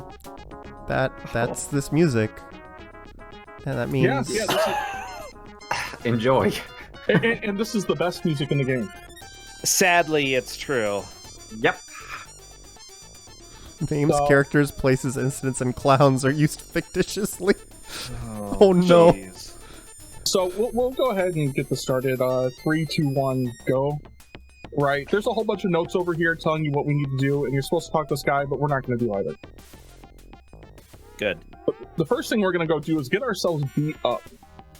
I need to go to the hospital because I need the rubber glove for later. Because Homey is like the world's worst clown, and he don't play that. In fact, this game has terrible music, but it actually has maybe voiced by Damon Wayans sound clips. I'm not really sure. Okay. We're going to go take the subway here. We're going to avoid our clown buddies over here. Completely avoid them. Just walk away. If you hit them, they beat you up and take all of your money. Now, I need this money later. I forgot that this music makes me feel like literally sick. I hate it. Like my stomach.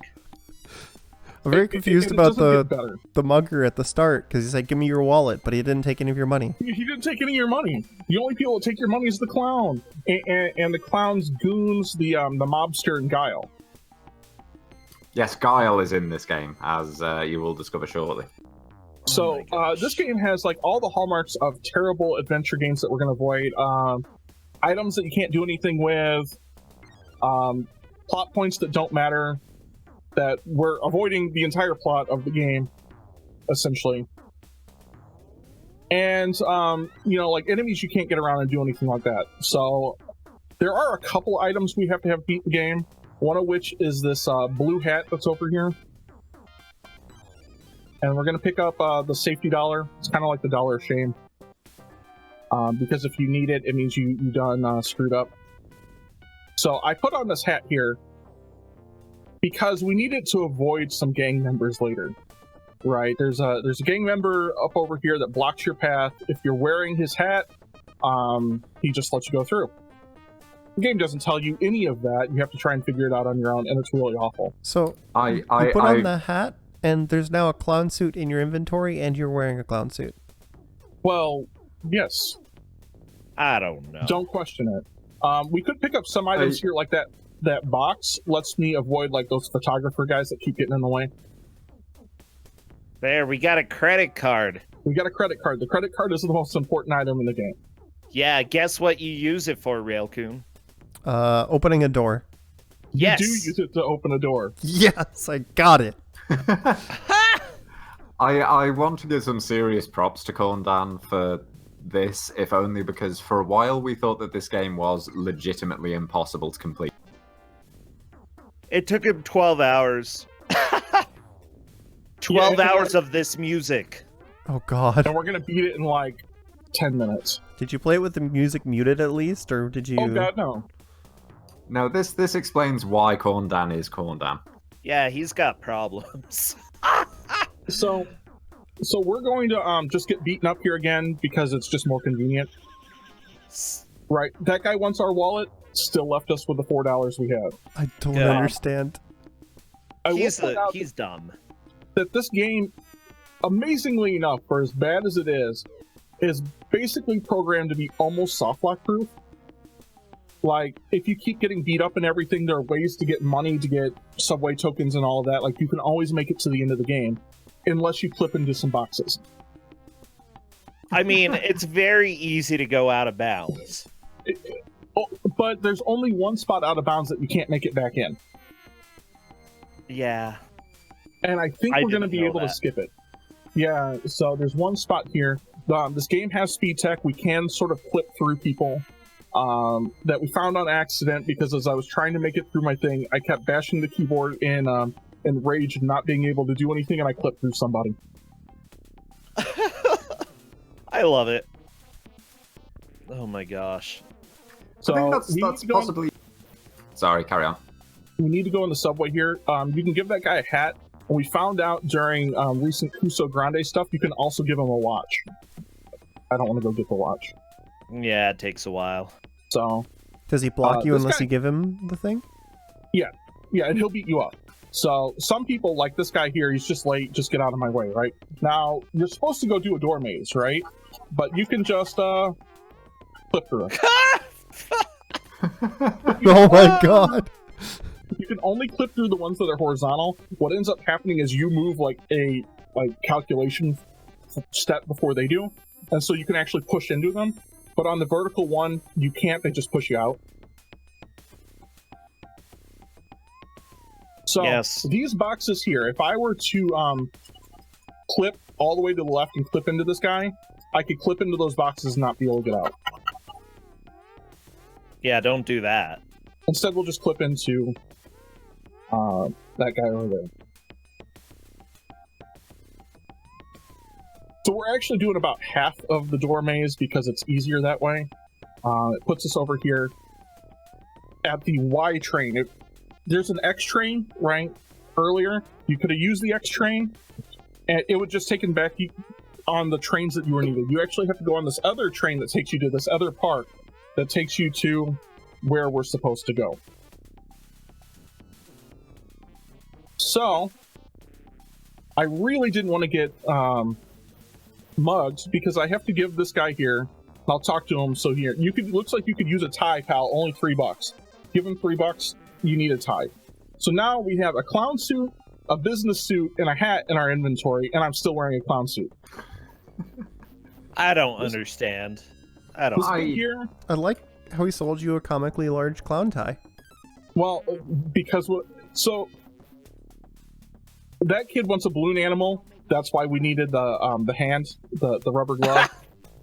You essentially make him a balloon turkey. Hands are animals, you know. Biology. So this guy here we can clip through, right? He just wants spare change, but we'll just give him the $1.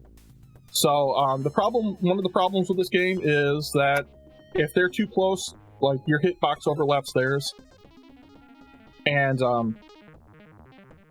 then you just want to use it. Now we need a tie here because this business establishment is business formal, ties only.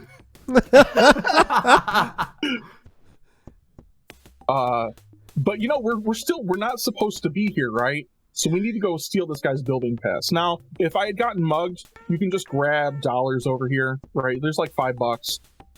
Oh, nice. I don't actually need the money anymore, but you know, if you're coming in here and you got mugged, like that's where you can get the dollars. It's all good. I want to point out, if you're looking at this and thinking that this looks easy in any way, then first of all, it's not. Yeah. This guy here is the guy that calls you out for the tie. So you can just ignore him now. He normally goes up and down, so you can't walk through here. But when you have the tie, he just moves horizontal. Who knows why? Sorry, go ahead, Faizun. I love that when you give items to people, they just run at the wall. Like, yeah. Ugh. I mean, that's what I do. This is also my favorite NPC. She stops you because she rightfully questions, do you work here? Well, of course I do. And then she ignores you. I'm sad that one wasn't voiced like the homie don't make no fool of himself. Alright, so this guy here, right, the mob boss, we need to lure him around here to basically get by. There's probably some item you can give him. Normally, we're not going to go get it. And then you just lure him away and then you're fine. Like, the Guile guy, you can actually give him antihistamines and he leaves you alone. So now we're at Artipos. This is Channel 4, CKNU. And we're going to jimmy the lock. This is not a door you could jimmy. No way. But No. we totally jimmy the lock on that. Because the lock would be in the floor, not between the doors. Yeah. Don't we have an appointment to be here? That's arguable, but these guys are out looking for us. They're looking for a clown in a clown suit, right? So we put on this work suit. Look, you can see how important it is that it even has ruffles. You don't look anything like a clown, you know? You still have the wig and the nose and the shoes. So they're looking for someone in a clown suit. Well, the problem is, now see, this is what doesn't make sense to me. They're up here, right? The executive producer's just looking for a clown. They went and ran off, right? So we're gonna go change back into our clown suit, right? And just walk down here. This is right where they were going, right? And walk in, and we're done. We got the contract. Is that time? This time. It was at just about 9:58 from what I saw. That's pretty good, yeah. I mean, I think like right around 9 minutes is the record. This wasn't too bad. So you hit the guy, you hit him with your sock full of quarters, right? And that's the end. But it tells you all the enemies that we didn't pay attention to this whole time. The woman here, she just wants to give you shots. She married a German proctologist. Homey D Clown became wildly successful because why wouldn't he be? The mobster that we ran around in a circle. He was arrested for shoplifting. Arnie, or Guile, continued his life of crime. He was elected as mayor of Glendale City for $1 million a year. Clearly, this was before Arnold Schwarzenegger got elected governor. Klutzo the Clown went to work for. He was a rodeo clown. And then you get the ending. The ending here is fantastic. Homey the Clown, don't mess around. Homey the Clown, don't mess around. Homey the Clown, don't mess around. And that's it. It closes out. There's nothing I can do about it. Are you serious? What? It closed? you end the game and it shuts down. So that was Homey D Clown, everybody. The worst music you're probably going to hear in GDQ in a very long time. Every time I hear it, I get nauseous. Like, I can't control it. Like, I really don't feel very well right now. It's really bad. When I was doing hardcore runs of this, I would literally put on some other music and mute it. It's the closest humanity has ever actually gotten to a brown note, I think. Wow. Yeah, so I'm going to go ahead and say that you'll probably never have some music that bad on GDQ's channel again. But, oh my gosh. Chat is right. It's even worse than Urban Yeti.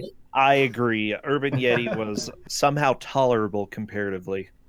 Yeah, Railcoon, thank you so much for letting us come and show off some of these speedruns. It's been a blast. I'm really glad that everybody was able to come join and that we were able to show off some of our favorite bad games, except for Homey the Clown. That doesn't count as a game. All right. Thank you, everybody who participated today. That includes, let me pull up the list. Garby the Glitterous, Brosentia, Linkums, Corndan, and of course, Faizu being here to help commentate for some of it. It was a great show-off. Come back in 2 weeks again on I believe the 23rd. Yes, on the 23rd, we'll have some more bad game stuff. We're not going to spoil exactly what we've got planned, but Kusogrande will be sticking around for a little bit longer. And make sure that you tune in tomorrow because we've got Katana Zero on the first step. And before that happens, they are going to do a quick race to show you what it should look like if it was done competently before Kizaran and J-Hobbs do it incompetently. So should be a bunch of fun. Make sure you tune in tomorrow at 6:30 Eastern. And as a quick reminder, Hotfix is funded in part thanks to your subscriptions and bits. We would appreciate it if you would appreciate subscribing to support future broadcasts. But we are going to throw you over to someone else who's speedrunning right now. They actually were on Hotfix about a month or so ago. So why don't you go cheer them on? They are currently speedrunning. Give them some energy to reach a PB, and we will see you tomorrow. Thank you, everyone. Thank you.